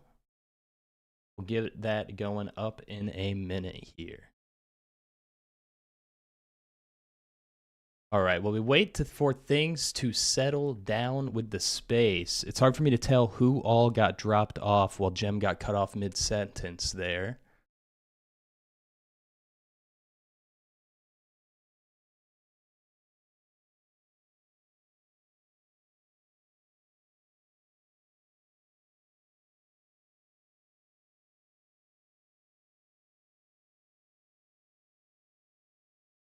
Had the issues.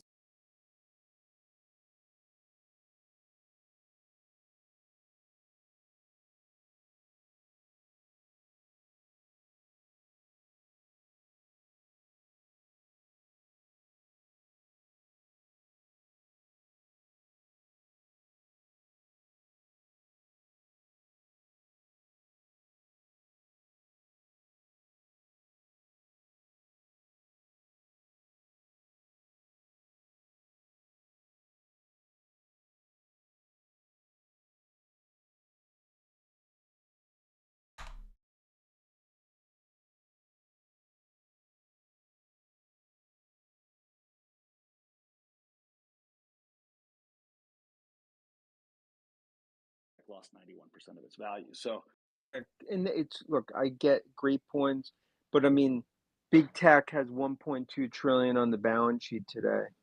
First, and these are companies that are going to generate another 400 or 500 billion per year. So that's really where the AI revolutions come from. Versus in the late 90s, startups, there's a lot of sort of hype. So I'm just saying, when I compare and contrast in terms of what I believe is this fourth industrial revolution playing out. All right, now that I'm back and I can hear and I'm not interrupting everybody all the time, I actually do want to touch a little bit on that topic of growth, but I want to take it to the topic of the jobs market in terms of tech. Now, from a BLS data set turned into a chart by Joseph Politano, another friend of the show, it's shown that our current jobs market for tech is kind of abysmally low compared to just a year or two ago, and it's more akin to the lower job market for tech that we saw in the 2010s, though it's nowhere near as bad as like right after 2001, right after 2008. It's still fairly low. So I'll start with Dan on this one, and then I love kicking it around the panel again. Do you foresee that jobs market picking up again in tech as we kind of move forward, or are things becoming more automated? How do you view the jobs landscape in tech right now? Oh no, I think we've been through like a period of like companies were spending overspending. We've seen the efficiency phase here. But I believe just given this arms race, it will start to pick back up. And it was like, I actually think job growth will actually start to increase from here after this period of efficiency. Especially what we've seen coming out of the valley and just given this, which is essentially it's an arms race going on right now in big tech. Thank you, Dan. Any other comments to that discussion before I curve us back to commodities?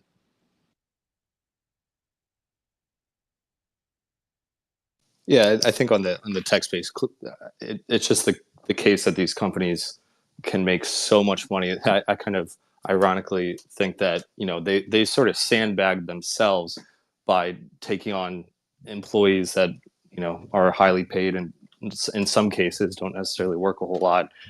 In some cases, to kind of to give them a lever to release and when they need to. And we went through a big one of those cycles And so I don't know that you can really look at employment broadly in the tech space as being indicative of sort of the underlying trends of the technology and advancement necessarily.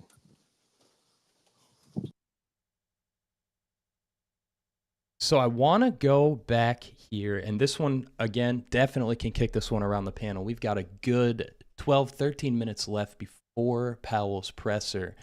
I want to touch on kind of how people are viewing the markets as a whole as we move forward. Michael, you wrote last week, to quote you from your tweet, I find myself oddly unhedged, non-committal on macro right now and completely focused on idiosyncratic and event-driven stuff, as well as having degrossed your market cap arb due to valuation concerns rather than credit concerns. Michael, where do your concerns lie in terms of in terms of valuations? I was in that tweet. I was referring specifically to my.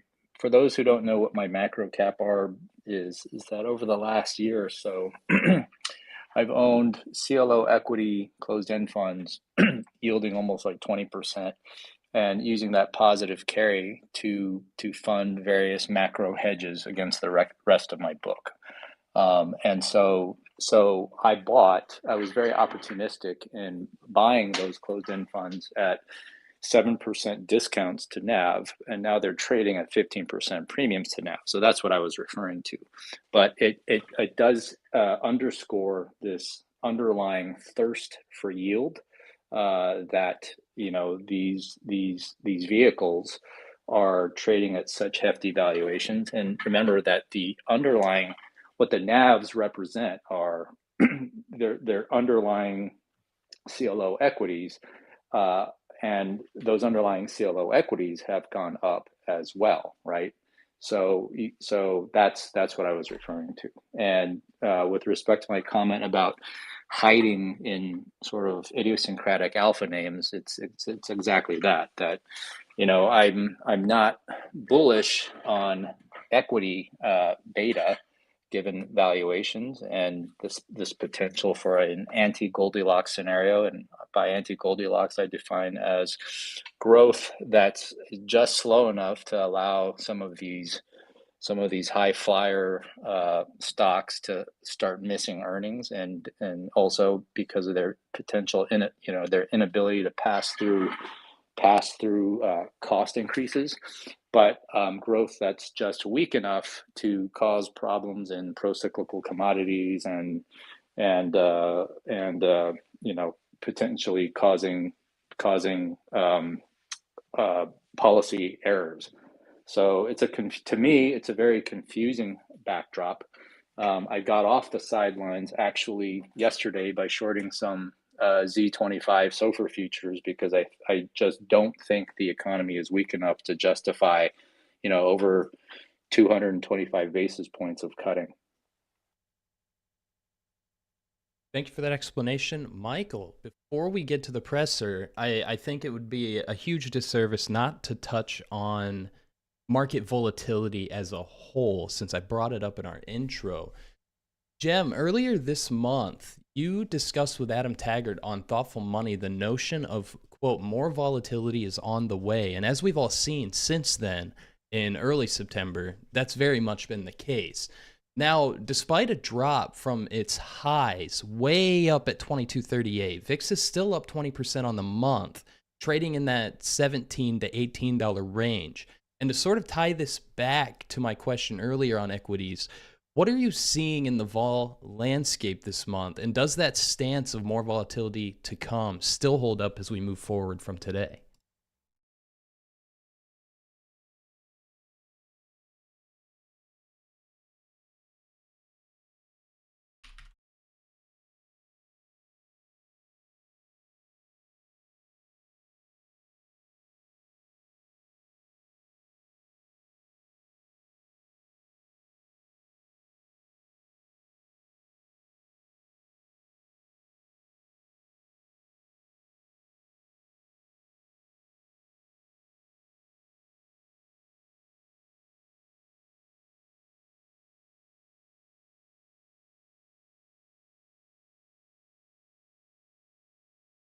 and a big event. I already highlighted kind of the event trying to stimulate before a decline.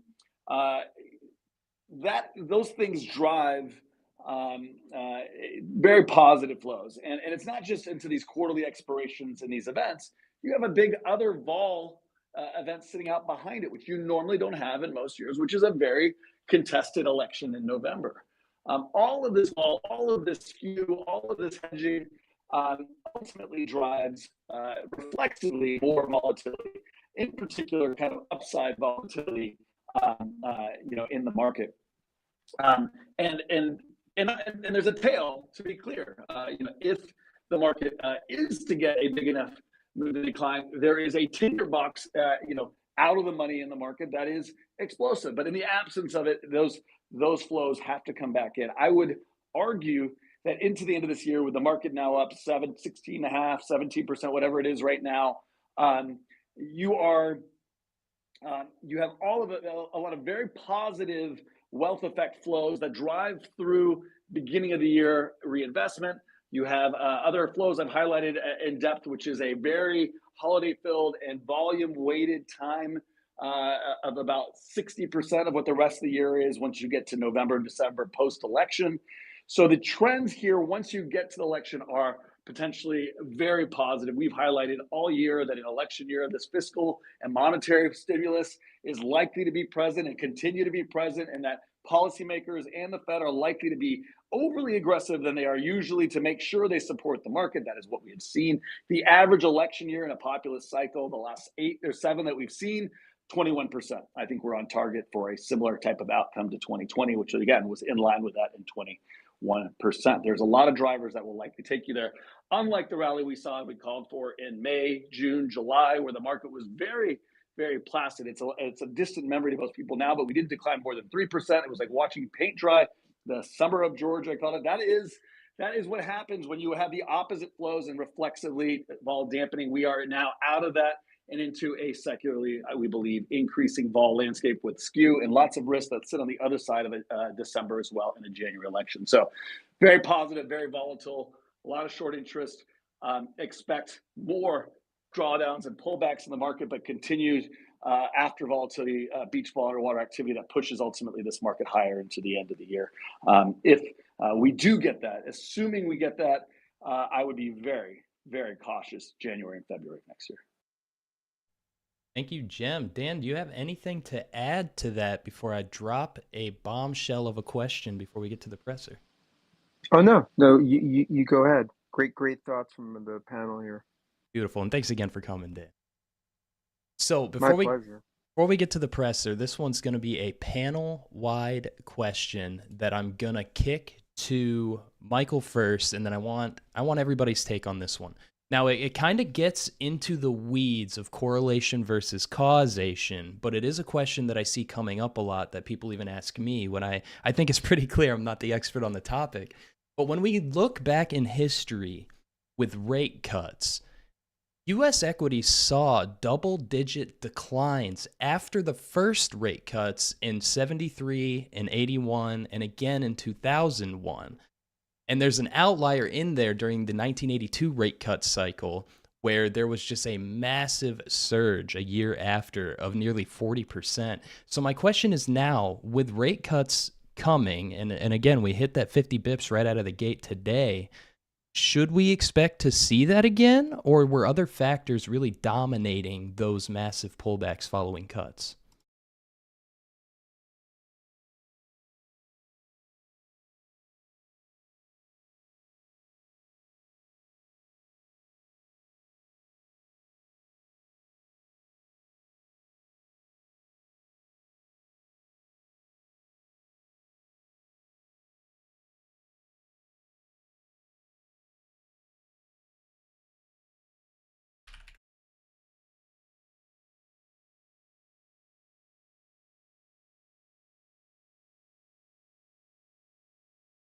Brewing on the horizon. Like somebody yesterday posted such an example, and I think that's just a spurious example because by summer of 2007, for those of us who lived through that period, there were severe cracks in the credit firmament by then, and and that's what caused the subsequent, meltdown in both equities and credit.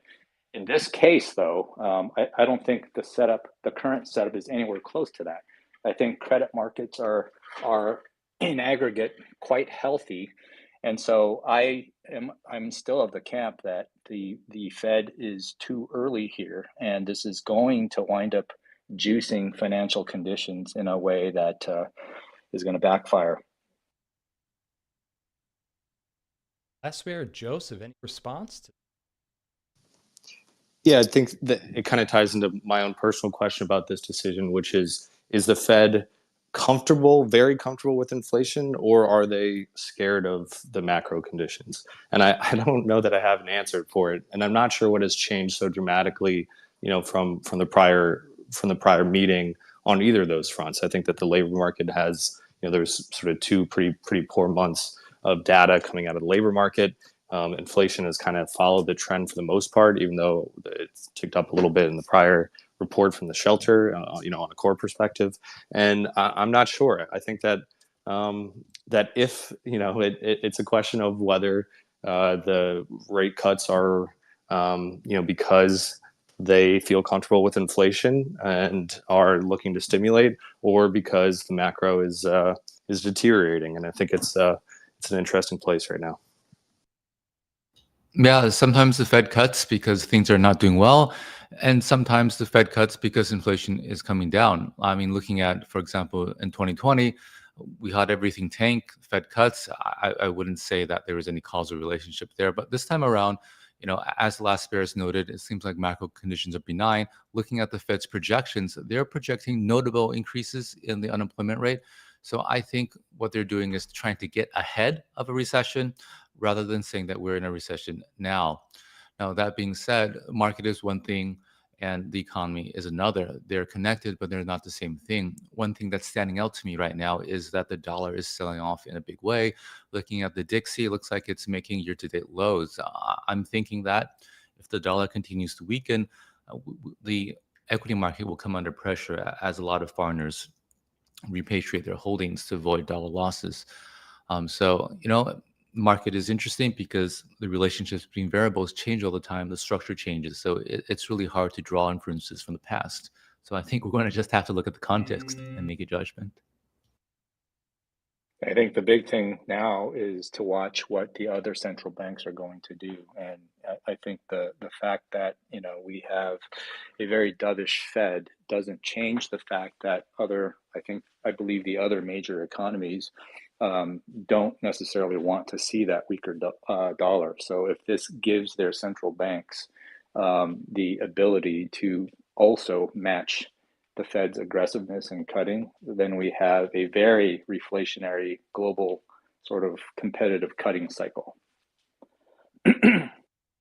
A lot of beautiful points made, as always. Everybody, if you're not following these folks, please do. You're going to learn a lot from them. We'll be kicking it to the presser now.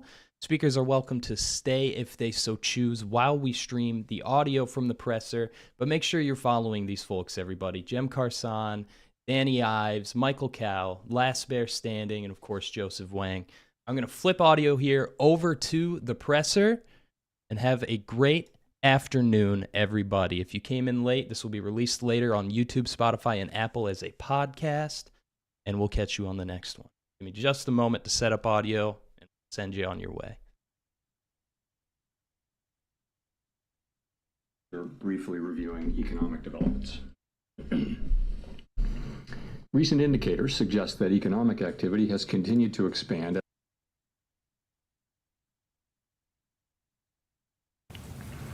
Recent indicators suggest that economic GDP rose at an annual rate of 2.2% in the first half of the year, and available data point to a roughly similar pace of growth this quarter. Growth of consumer spending has remained resilient, and investment in equipment and intangibles has picked up from its anemic pace last year. In the housing sector, investment fell back in the second quarter after rising strongly in the first. Improving supply conditions have supported resilient demand and the strong performance of the U.S. economy over the past year. In our summary of economic projections, committee participants generally expect GDP growth to remain solid with a median projection of 2% over the next few years. In the labor market, conditions have continued to cool. Payroll job gains averaged 116,000 per month over the past 3 months, a notable step down from the pace seen earlier in the year. The unemployment rate has moved up, but remains low at 4.2%.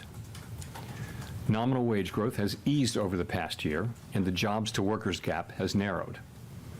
Overall, a broad set of indicators suggests that conditions in the labor market are now less tight than just before the pandemic in 2019. The labor market is not a source of elevated inflationary pressures. The median projection for the unemployment rate in the SEP is 4.4% at the end of this year, 0.4 higher than projected in June. Inflation has eased notably over the past 2 years, but remains above our longer-run goal of 2%. Estimates based on the Consumer Price Index and other data indicate that total PCE prices rose 2.2% over the 12 months ending in August, and that excluding the volatile food and energy categories, core PCE prices rose 2.7%. Longer-term inflation expectations appear to remain well anchored, as reflected in a broad range of surveys of households, businesses, and forecasters, as well as measures from financial markets. The median projection in the SEP for total PCE inflation is 2.3% this year and 2.1% next year, somewhat lower than projected in June. Thereafter, the median projection is 2%. Our monetary policy actions are guided by our dual mandate to promote maximum employment and stable prices for the American people. For much of the past 3 years, inflation ran well above our 2% goal, and labor market conditions were extremely tight. Our primary focus had been on bringing down inflation, and appropriately so. We are acutely aware that high inflation imposes significant hardship as it erodes purchasing power, especially for those least able to meet the higher costs of essentials like food, housing, and transportation. Our restrictive monetary policy has helped restore the balance between aggregate supply and demand, easing inflationary pressures and ensuring that inflation expectations remain well anchored. Our patient approach over the past year has paid dividends. Inflation is now much closer to our objective, and we have gained greater confidence that inflation is moving sustainably toward 2%. As inflation has declined and the labor market has cooled, the upside risks to inflation have diminished and the downside risks to employment have increased. We now see the risks to achieving our employment and inflation goals as roughly in balance, and we are attentive to the risks to both sides of our dual mandate. In light of the progress on inflation and the balance of risks, at today's meeting, the committee decided to lower the target range for the federal funds rate by a 0.5 percentage point to 4.75% to 5%. This recalibration of our policy stance will help maintain the strength of the economy and the labor market, and will continue to enable further progress on inflation as we begin the process of moving toward a more neutral stance. We are not on any preset course. We will continue to make our decisions meeting by meeting. We know that reducing policy restraint too quickly could hinder progress on inflation. At the same time, reducing restraint too slowly could unduly weaken economic activity and employment. In considering additional adjustments to the target range for the federal funds rate, the committee will carefully assess incoming data, the evolving outlook, and the balance of risks.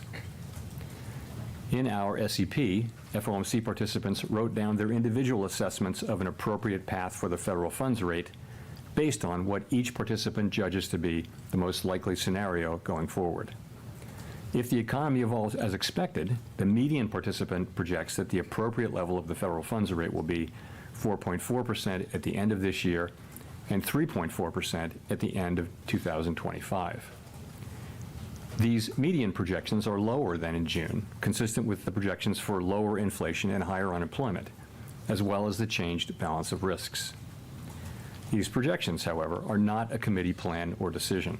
As the economy evolves, monetary policy will adjust in order to meet our maximum employment and price stability goals. If the economy remains solid and inflation persists, we can dial back policy restraint more slowly.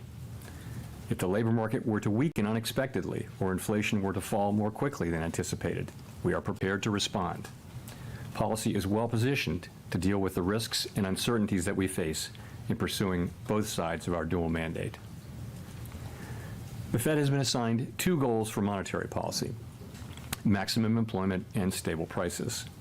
We remain committed to supporting maximum employment, bringing inflation back down to our 2% goal, and keeping longer-term inflation expectations well anchored. Our success in delivering on these goals matters to all Americans. We understand that our actions affect communities, families, and businesses across the country. Everything we do is in service to our public mission. We at the Fed will do everything we can to achieve our maximum employment and price stability goals. Thank you. I look forward to your questions. Steve. Steve Leisman, CNBC. Thank you, Mr. Chairman, for taking our questions. In July, you said you weren't necessarily thinking about a 50. You didn't want to be specific, but you said you weren't thinking about a 50. The inflation data last week came out a little firmer than expected. Retail was strong, third quarter GDP running 3%. So what changed and made the committee go 50, and how do you respond to the concerns that perhaps it shows the Fed is more concerned about the labor market? And I guess, should we expect more 50s in the months ahead?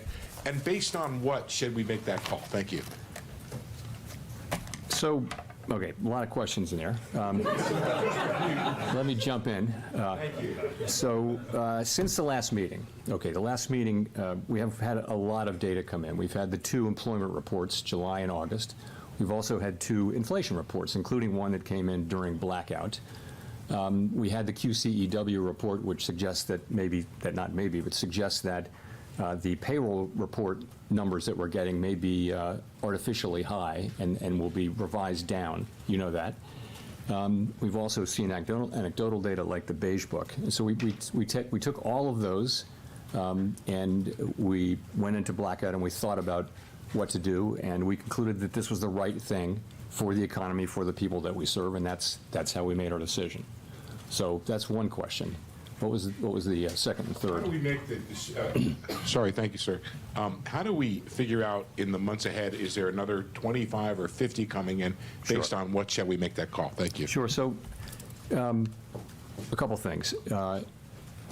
A good place to start is the SEP, but let me start with what I said, which was that we're going to be making decisions meeting by meeting based on the incoming data, the evolving outlook, the balance of risks. If you look at the SEP, you'll see that it's a process of recalibrating our policy stance away from where we had it a year ago when inflation was high and unemployment low, to a place that's more appropriate given where we are now and where we expect to be. And that process will take place over time. There's nothing in the SEP that suggests the committee is in a rush to get this done. This process evolves over time. Of course, that's a projection. That's a baseline projection. We know, as I mentioned in my remarks, that the actual things that we do will depend on the way the economy evolves. We can go quicker if that's appropriate. We can go slower if that's appropriate. We can pause if that's appropriate.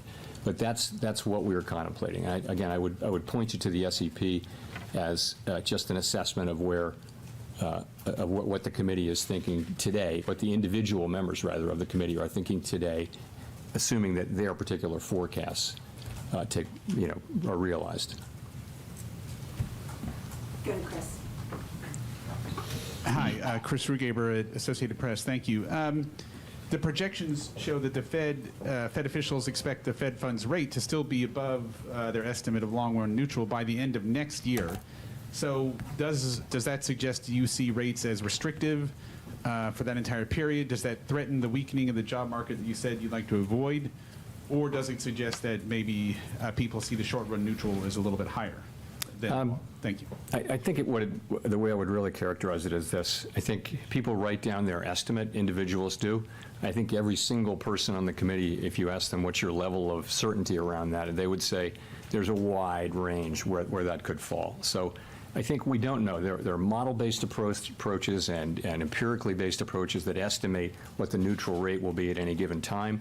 But realistically, we know it by its works. So that leaves us in a place where we expect, in the base case, to be continuing to remove restriction, and we'll be looking at the way the economy reacts to that, and that'll be guiding us in our thinking about the question that we're asking at every meeting, which is our policy stance the appropriate one? We know, if you go back, we know that the policy stance we adopted in July of 2023 came at a time when unemployment was 3.5% and inflation was 4.2%. Today, unemployment is up to 4.2%, inflation's down to a few tenths above 2. So we know that it is time to recalibrate our policy to something that is more appropriate given the progress on inflation and on employment, moving to a more sustainable level, so that the balance of risks are now even. And this is the beginning of that process. I mentioned the direction of which is toward a sense of neutral. And we'll move as fast or as slow as we think is appropriate in real time. But what you have is our individual accumulation of individual estimates of what that will be in the base case. Howard. Howard Schneider with Reuters. How close was this in terms of the decision? You do have the first dissent by a governor since 2005, I think. Was the weight clearly in favor of a 50, or was this a very close decision? I think we had a good discussion. If you go back, I talked about this at Jackson Hole, but I didn't address the question of the size of the cut, left it open, and I think we left it open going into blackout. And so there was a lot of discussion back and forth, good diversity of opinion, excellent discussion today. I think there was also broad support for the decision that the committee voted on. So I would add, though, look at the SEP. All 19 of the participants wrote down multiple cuts this year, all 19. That's a big change from June, right? 7 of them wrote down 3 or more, and 17 of the 19 wrote down 3 or more cuts, and 10 of the 19 wrote down 4 or more cuts. So, there is a dissent, and there's a range of views, but there's actually a lot of common ground as well. Follow up to that, now that this is in the books, can you give us some guidance as sort of follow up to Steve on the pacing here? Would you expect this to be running every other meeting once we get into next year? Yeah, we're going to take it meeting by meeting. As I mentioned, there's no sense that the committee feels it's in a rush to do this. We made a good, strong start to this, and that's really, frankly, a sign of our confidence. Confidence that inflation is coming down toward 2% on a sustainable basis. That gives us the ability. We can, make a good, strong start, but. And I'm very pleased that we did. To me, the logic of this, both from an economic standpoint and also from a risk management standpoint, was clear. But I think we're going to go carefully, meeting by meeting, and make our decisions as we go. Gina. Hi, Chair Powell. Gina Smilik of the New York Times. Thanks for taking our questions. You and your colleagues in your economic projections today see the unemployment rate climbing to 4.4% and staying there. Obviously, historically, when the unemployment rate climbs that much over a relatively short period of time, it doesn't typically just stop. It continues increasing. And so I wonder if you can walk us through why you see the labor market stabilizing, sort of what's the mechanism there, and what do you see as the risks? So, again, the labor market is actually in a solid condition. And our intention with our policy move today is to keep it there. You can say that about the whole economy. The U.S. economy is in good shape. It's growing at a solid pace. Inflation is coming down. The labor market is in a strong pace. We want to keep it there. That's what we're doing. Sorry, Nick.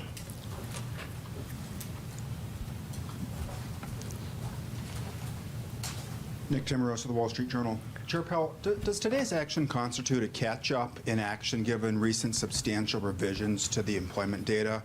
Or is this larger than typical rate cut a function of the elevated nominal level of the policy rate such that an accelerated cadence could be expected to continue? Okay. Multiple questions in there. But so I would say we don't think we're behind. We do not think we think this is timely.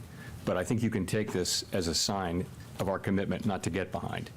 So it's a strong move. Sorry, your other question was? Well, is this about what happened in the employment data between this meeting and the last meeting, or is this about the level of the funds rate, the high nominal level of the funds rate relative to what might be expected if you're trying to maintain equilibrium? So I think it's about, we come into this with a policy position that was put in place, as you know, I mentioned in July of 2023, which was a time of high inflation and very low unemployment. We've been very patient about reducing the policy rate. We've waited. Other central banks around the world have cut, many of them several times. We've waited, and I think that patience has really paid dividends in the form of our confidence that inflation is moving sustainably down to 2%. So I think that is what enables us to take this strong move today. I do not think that anyone should look at this and say, oh, this is the new pace. You have to think about it in terms of the base case. Of course, what happens will happen. So in the base case, what you see is, look at the SEP. You see cuts moving along. The sense of this is we're recalibrating policy down over time to a more neutral level, and we're moving at the pace that we think is appropriate given developments in the economy in the base case. The economy can develop in a way that would cause us to go faster or slower, but that's what the base case says. And if I could follow up on the balance sheet. In 2019, when you did the mid-cycle adjustment, you ceased the balance sheet runoff. With a larger cut today, should there be any signal inferred about how the committee would approach end state on the balance sheet policy? So in the current situation, reserves have really been stable. They haven't come down. So reserves are still abundant and expected to remain so for some time. As you know, the shrinkage in our balance sheet has really come out of the overnight RRP.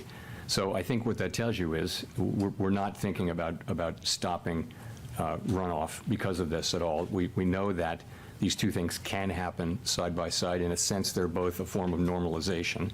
And so for a time, you can have the balance sheet shrinking, but also be cutting rates. Colby. Thank you. Colby Smith with the Financial Times. Just following up on Gina's question on rising unemployment, is it your view that this is just a function of a normalizing labor market amid improved supply, or is there anything to suggest that something more concerning perhaps is taking place here, given that other metrics of labor demand have softened too? And I guess in direct follow-up to Gina is, why should we not expect a further deterioration in labor market conditions if policy is still restrictive? So I think what we're seeing is clearly labor market conditions have cooled off by any measure, as I talked about in Jackson Hole. And but they're still at a level. The level of those conditions is actually pretty close to what I would call maximum employment. So you're close to mandate, maybe at mandate on that. So what's driving it? Clearly, payroll job creation has moved down over the last few months, and this bears watching. Meant by many other measures, the labor market has returned to or below 2019 levels, which was a very good, strong labor market, but this is more sort of 2018-17. So the labor market bears close watching, and we'll be giving it that. But ultimately, we believe, with an appropriate recalibration of our policy, that we can continue to see the economy growing, and that will support the labor market. In the meantime, if you look at the growth in economic activity data, the retail sales data that we just got, second quarter GDP, all of this indicates an economy that is still growing at a solid pace. So that should also support the labor market over time. So, but again, it bears watching, and we're watching. And just on the point about starting to see rising layoffs, if that were to happen, wouldn't the committee already be too late in terms of avoiding a recession? So that's our plan, of course, has been to begin to recalibrate. And as you know, we're not seeing rising claims. We're not seeing rising layoffs. We're not seeing that, and we're not hearing that from companies that that's something that's getting ready to happen. So we're not waiting for that, because there is thinking that the time to support the labor market is when it's strong, and not when you begin to see the layoffs. There's some lore on that. So that's the situation we're in. We have, in fact, begun the cutting cycle now, and we'll be watching, and that'll be one of the factors that we consider. Of course, we're going to look at the totality of the data as we make these decisions meeting by meeting. Michael. Michael McKee with Bloomberg TV and Radio. To follow up on that, what would constitute for you and the committee a deterioration in the labor market? You're pricing in basically by the end of next year 200 basis points of cuts just to maintain a higher unemployment rate.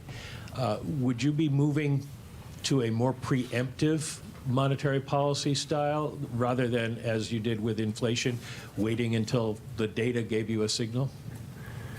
No, we're going to be watching all of the data, right? So if, as I mentioned in my remarks, if the labor market were to slow unexpectedly, then we have the ability to react to that by cutting faster. We're also going to be looking at our other mandate, though. We have greater confidence now that inflation is moving down to 2%, but at the same time, our plan is that we will be at 2%, over time. So, and policy, we think, is still restrictive, so that should still be happening. I'm just curious as to how sensitive you'll be to the labor market, since you forecast we are going to see higher unemployment and it is going to take a significant amount of monetary easing to just maintain it. So, what I would say is we don't think we need to see further loosening in labor market conditions to get inflation down to 2%. But we have a dual mandate, and I think you can take this whole action as take a step back. What have we been trying to achieve? We're trying to achieve a situation where we restore price stability without the kind of painful increase in unemployment that has come sometimes with disinflation. That's what we're trying to do. And I think you can take today's action as a sign of our strong commitment to achieve that goal. Rachel. Hi, Chair Powell. Rachel Siegel from the Washington Post. Thanks for taking our questions. You're describing this view that you don't think you're behind when it comes to the job market. Can you walk us through the specific data points that you found to be most helpful in the discussions at this meeting? You've mentioned a couple, but would you be able to walk us through what that dashboard told you as far as what you know about the job market now? Sure. So we'll start with unemployment, which is the single most important one probably. You're at 4.2%. That's, I know that's higher than we were used to seeing numbers in the mid and even below mid threes last year. But if you look back over the sweep of the years, that's a very healthy unemployment rate. And anything in the low fours is a good labor market. So that's one thing. Participation is at high levels. It's, we're right adjusted for demographics, for aging. Participation's at pretty high levels. That's a good thing. Wages are still a bit above what would be, their wage increases rather, are still just a bit above where they would be over the very longer term to be consistent with 2% inflation, but they're very much coming down to what that sustainable level is, so we feel good about that. Vacancies over, per unemployed is back to what is still a very strong level. It's not as high as it was. That number reached 2 to 1, 2 vacancies for every unemployed person as measured. It's now below around 1, but that's still a very good number, I would say. Quits have come back down to normal levels. I mean, that could go on and on. There are many, many employment indicators. What do they say? They say this is still a solid labor market. The question isn't the level. The question is that there has been change, particularly over the last few months. And so what we say is, as the risks, the upside risks to inflation have really come down, the downside risks to employment have increased. And because we have been patient and held our fire on cutting while inflation has come down, I think we're now in a very good position to manage the risks to both of our goals. And what do you expect to learn between now and November that will help inform the scale of the cut at the next meeting? More data, the usual. Don't look for anything else. We'll see another labor report. We'll see another jobs report. I think we get a second jobs report on the day of the meeting, I think. Or no, on the Friday before the meeting. And inflation data. We'll get all this data. We'll be watching. It's always a question of look at the incoming data and ask what are the implications of that data for the evolving outlook and the balance of risks, and then go through our process and think what's the right thing to do. Is policy where we want it to be to foster the achievement of our goals over time? So that's what it is, and that's what we'll be doing. Neil. Thanks. Hi, Chair Powell. Neil Irwin with Axios.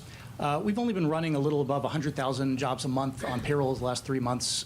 Do you view that level of job creation as worrying or alarming, or would you be content if we were to kind of stick at that level? And relatedly, one of the welcome trends of the last couple of years has been labor market steam coming out through job openings falling rather than job losses.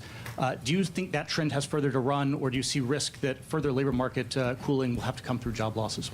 So on the job creation, it depends on the inflows, right? So if you're having millions of people come into the labor force, and you're creating 100,000 jobs, you're going to see unemployment go up. So it really depends on what's the trend underlying the volatility of people coming into the country. We understand there's been quite an influx across the borders, and that has actually been one of the things that's allowed unemployment rate to rise. And the other thing is just the slower hiring rate, which is something we also watch carefully. So it does depend on what's happening on the supply side. And on the beverage curve question, yes. So we all felt on the committee, not all, but I think everyone on the committee felt that job openings were so elevated that they could fall a long way before you hit the part of the curve where job openings turned into higher unemployment, job loss.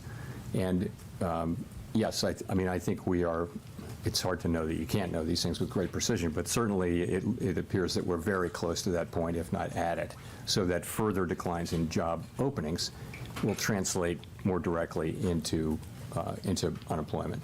But it's been a great ride down. I mean, we've seen a lot of tightness come out of the labor market in that form without it resulting in lower employment. Thanks, Chair Powell. Edward Lawrence, Fox Business. So we've heard some speculation that you may be going with the federal funds rate to 3.5%, maybe under 4%. And there's basically an entire generation that has experienced zero or near zero federal funds rate. Now some think we're heading in that direction again. What's the likelihood that cheap money is now the norm? So this is a question, you mean after we get through all of this? It's just great question that we can only speculate about. Intuitively, many people anyway would say we're probably not going back to that era where there were trillions of dollars of sovereign bonds trading at negative rates, long-term bonds trading at negative rates. And it looked like the neutral rate might even be negative. So people were issuing debt at negative rates. It seems that's so far away now. My own sense is that we're not going back to that. But honestly, we're going to find out. But it feels to me and that the neutral rate is probably significantly higher than it was back then. How high is it? I just don't think we know. Again, we only know it by its works. And one more. How do you respond to the criticism that will likely come that a deeper rate cut now before the election has some political motivations? Yeah, so this is my fourth presidential election at the Fed, and it's always the same. We're always going into this meeting in particular and asking what's the right thing to do for the people we serve, and we do that, and we make a decision as a group, and then we announce it, and that's always what it is. It's never about anything else. Nothing else is discussed, and I would also point out that the things that we do really affect economic conditions for the most part with a lag. So nonetheless, this is what we do. Our job is to support the economy on behalf of the American people. And if we get it right, this will benefit the American people significantly. So this really concentrates the mind.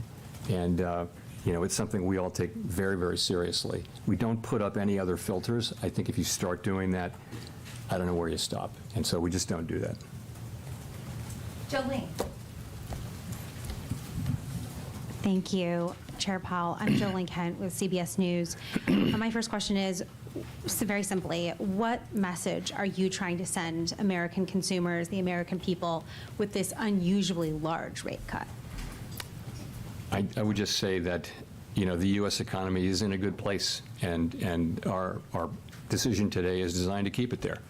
More specifically, the economy is growing at a solid pace. Inflation is coming down closer to our 2% objective over time. And the labor market is still in solid shape. So our intention is really to maintain the strength that we currently see in the U.S. economy. And we'll do that by returning rates from their high level, which has really been, the purpose of which has been to get inflation under control. We're going to move those down over time to a more normal level over time. Just a quick follow-up to that. Listening to you talk about inflation moving meaningfully down to 2%, is the Federal Reserve effectively declaring a decisive victory over inflation and rising prices? No, we're not. So inflation, what we say is we want inflation, the goal is to have inflation move down to 2% on a sustainable basis. And, we're not really, we're close, but we're not really at 2%. And I think we're going to want to see it be, around 2% and close to 2% for some time. But we're certainly not doing, we're not saying mission accomplished or anything like that. But I have to say, though, we're encouraged by the progress that we have made. Katerina. Hi, Katerina Saraiva with Bloomberg News. I just would love to know kind of how the committee is thinking about the persistence we've seen in housing inflation. Do you think you can return to 2% with housing inflation where it is? Yeah. So housing inflation is the one piece that is kind of dragging a bit, if I can say. We know that market rents are doing what we would want them to do, which is to be moving up at relatively low levels. But they're not rolling over. The leases that are rolling over are not coming down as much, and OER is coming in high. So, it's been slower than we expected. I think we now understand that it's going to take some time for those lower market rents to get into this. But, the direction of travel is clear, and as long as market rents remain, relatively low inflation over time, that will show up. Just the time it's taking now, several years rather than just one or two cycles of annual lease renewals. So I think we understand that now, but I don't think the outcome is in doubt. Again, as long as market rents remain under control, the outcome is not in doubt. So I would say it's the rest of the portfolio, or of the elements that go into core PCE inflation have behaved pretty well. They all have some volatility. We will get down to 2% inflation, I believe, and I believe that ultimately we'll get what we need to get out of the housing services piece too. Some of your colleagues have expressed concern that with starting to cut rates, you could reignite demand in housing and see prices go up even more. What's the likelihood of that, and how would you react to that? The housing market, it's hard to game that out. The housing market is in part frozen because of lock-in with low rates. People don't want to sell their home, so because they have a very low mortgage, it'd be quite expensive to refinance. As rates come down, people will start to move more, and that's probably beginning to happen already. But remember, when that happens, you've got a seller, but you've also got a new buyer in many cases. So it's not obvious how much additional demand that would make. I mean, the real issue with housing is that we have had and are on track to continue to have not enough housing. And so it's going to be challenging. It's hard to zone lots that are in places where people want to live. It's all of the aspects of housing are more and more difficult. And where are we going to get the supply? And this is not something that the Fed can really fix. But I think as we normalize rates, you'll see the housing market normalize. And I mean, ultimately, by getting inflation broadly down and getting those rates normalized and getting the housing cycle normalized, that's the best thing we can do for householders. And then the supply question will have to be dealt with by the market and also by government. Victoria. Hi, Victoria Guido with Politico. Just following up on some of the labor market talk earlier, monetary policy operates with long and variable lags, and I'm wondering how much you see being able to keep the unemployment rate from raising too much comes from the fact that you're starting to act now, and that's going to give people more room to run versus just the labor market is strong. And then also, if I could, following up on Nick's question, do you see today's 50 basis point move as partially a response to the fact that you didn't cut in July, and that sort of gets you to the same place? So you're right about lags, but I would just point to the overall economy. You have an economy that is growing at a solid pace. If you look at forecasters or talk to companies, they'll say that they think 2025 should be a good year too. So there's no sense that the U.S. economy is basically fine. If you talk to market participants, I mean, business people who are actually out there doing business. So I think, I think our move is timely. I do, and as I said, you can see our 50 basis point move as a commitment to make sure that we don't fall behind. So you're really asking about your second question. You're asking about July, and I guess if you ask, if we'd gotten the July report before the meeting, would we have cut? We might well have. We didn't make that decision, but we might well have. I think that's not that doesn't really answer the question that we ask ourselves, which is let's look, at this meeting, we're looking back to the July employment report, the August employment report, the two CPI reports, one of which came, of course, during blackout, and all of the other things that I mentioned. We're looking at all of those things, and we're asking ourselves, what's the policy stance we need to move to? It's clear that we clearly, literally, everyone on the committee agreed that it's time to move. It's just how fast do you go, and what do you think about the path forward? So this decision we made today had broad support on the committee, and I've discussed the path ahead. Elizabeth. Thank you, Chair Powell. Elizabeth Schulze with ABC News. Mortgage rates have already been dropping in anticipation of this announcement. How much more should borrowers expect those rates to drop over the next year? Very hard for me to say. That's from our standpoint. I can't really speak to mortgage rates. I will say, that'll depend on how the economy evolves. Our intention, though, is we think that our policy was appropriately restrictive. We think that it's time to begin the process of recalibrating it to a level that's more neutral rather than restrictive. We expect that process to take some time. As you can see in the projections that we released today. And if things work out according to that forecast, other rates in the economy will come down as well. However, the rate at which those things happen will really depend on how the economy performs. We can't look a year ahead and know what the economy is going to be doing. What's your message to households who are frustrated that home prices have still stayed so high as rates have been high? What do you say to those households? Well, what I can say to the public is that we had a burst of inflation. Many other countries around the world had a similar burst of inflation, and when that happens, part of the answer is that we raise interest rates in order to cool the economy off, in order to reduce inflationary pressures. It's not something that people experience as pleasant.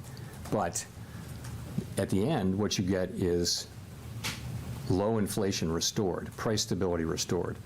And a good definition of price stability is that people in their daily decisions, they're not thinking about inflation anymore. That's where everyone wants to be, is back to what's inflation. We just keep it low, keep it stable. We're restoring that. So what we're going through now really it restores, it will benefit people over a long period of time.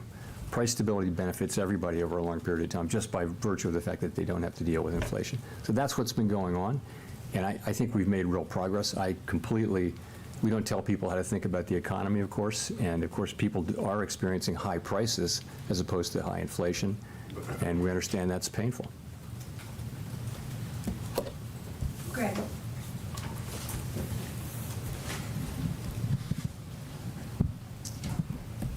Hi, Chair Powell. Greg Robb from MarketWatch.com. I was wondering if you could go through, you said just at the beginning that coming into the blackout, there was like an open thought of 25 or 50. The Fed could move either 25 or 50. I would sort of argue that when we had those two last speeches by Governor Waller and New York Fed President John Williams, that they were sort of saying that maybe a gradual approach was going to win the day.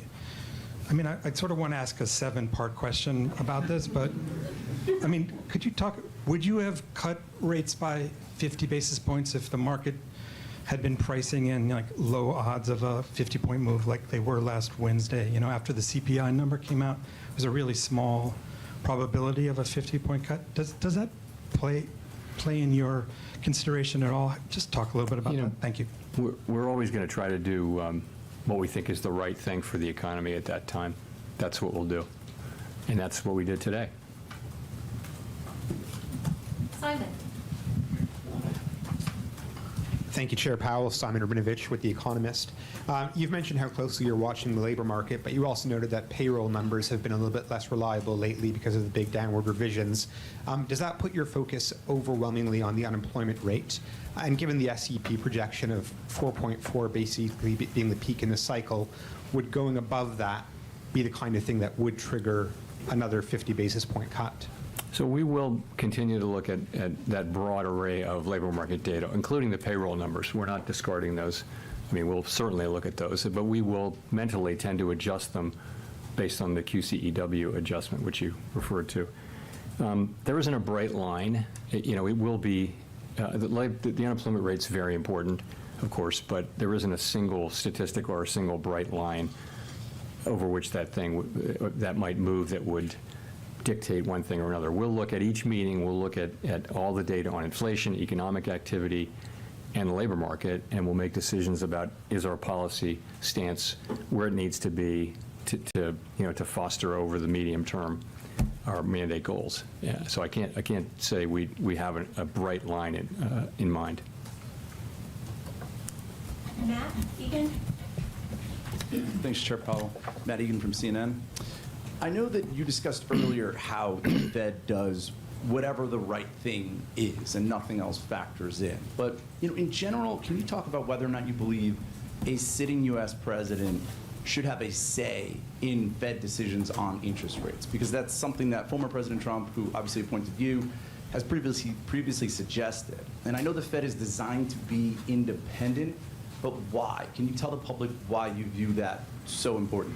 Sure. So countries that are democracies around the world, countries that are sort of like the United States, all have what are called independent central banks. And the reason is that people have found over time that insulating the central bank from direct control by political authorities avoids making monetary policy in a way that favors maybe people who are in office as opposed to people who are not in office. So that's the idea, is that, and I think the data are clear that countries that have independent central banks, they get lower inflation. And so we do our work to serve all Americans. We're not serving any politician, any political figure, any cause, any issue, nothing. It's just maximum employment and price stability on behalf of all Americans. And that's how the other central banks are set up too. It's a good institutional arrangement, which has been good for the public. And I hope and strongly believe that it will, continue. Kyle. Kyle Campbell for American Banker. Thanks for taking the questions, Chair Powell. A couple regulatory developments in the past week that I want to ask you about. First, last week, Vice Chair for Supervision, Michael Barr, outlined his views for the changes to the Basel III Endgame.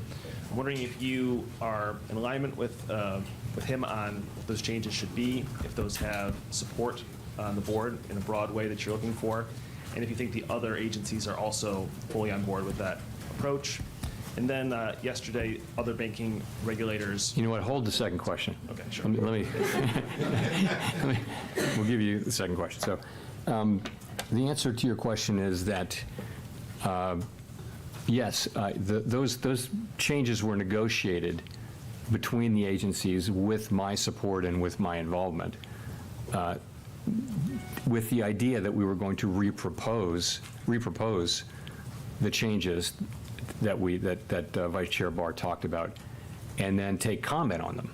So yes, that is, that's happening with my support. And Is there a date for that? That's not a final proposal, though. You understand? We're putting them out for comment. We're going to take comment and make appropriate changes. We don't have a calendar date for that. And as for the other agencies, the idea is that we're all moving together. We're not moving separately. So that I don't know exactly where that is, but the idea is that we will move as a group to put this again out for comment, and then it'll come. The comments will come back 60 days later, and we'll dive into them, and we'll try to bring this to a conclusion sometime in the first half of next year. Right. And then yesterday there were merger reform finalizations from the other bank regulators. Well, what does the Fed have to do to align itself on merger? I would bounce that question to Vice Chair Barr. It's a good question, but I don't have that today. Thanks. Jennifer for the last question. Thank you, Chair Powell. Jennifer Schonberger with Yahoo Finance. You said earlier that the decision today reflects with appropriate recalibration strength in the labor market that can be maintained in the context of moderate growth. Even though the policy statement says you view the risks to inflation and job growth as roughly balanced. Given what you've said, though, today, I'm curious, are you more worried about the job market and growth than inflation? Are they not roughly balanced? No, I think, and we think they are now roughly balanced. So if you go back for a long time, the risks were on inflation. We had a historically tight labor market, historically tight. There was a severe labor shortage, so very hot labor market, and we had inflation way above target. So, that said to us, concentrate on inflation, and we did for a while, and we kept at that. The stance that we put in place 14 months ago was a stance that was focused on bringing down inflation. Part of bringing down inflation, though, is cooling off the economy and a little bit cooling off the labor market. You now have a cooler labor market in part because of our activities. So what that tells you is it's time to change our stance. So we did that. The sense of the change in the stance is that we're recalibrating our policy over time to a stance that will be more neutral. And today I think we made a good, strong start on that. I think it was the right decision, and I think it should send a signal that that we're committed to coming up with a good outcome here. Is the economy more vulnerable to a shock now that could tip it into recession? I don't think so. I don't. As I look. Well, let me look at it this way. I don't see anything in the economy right now that suggests that the likelihood of a recession, of a downturn, is elevated. Okay, I don't see that. You see growth at a solid rate. You see inflation coming down, and you see a labor market that's still at very solid levels. So I don't really see that. No. Thank you. Thank you.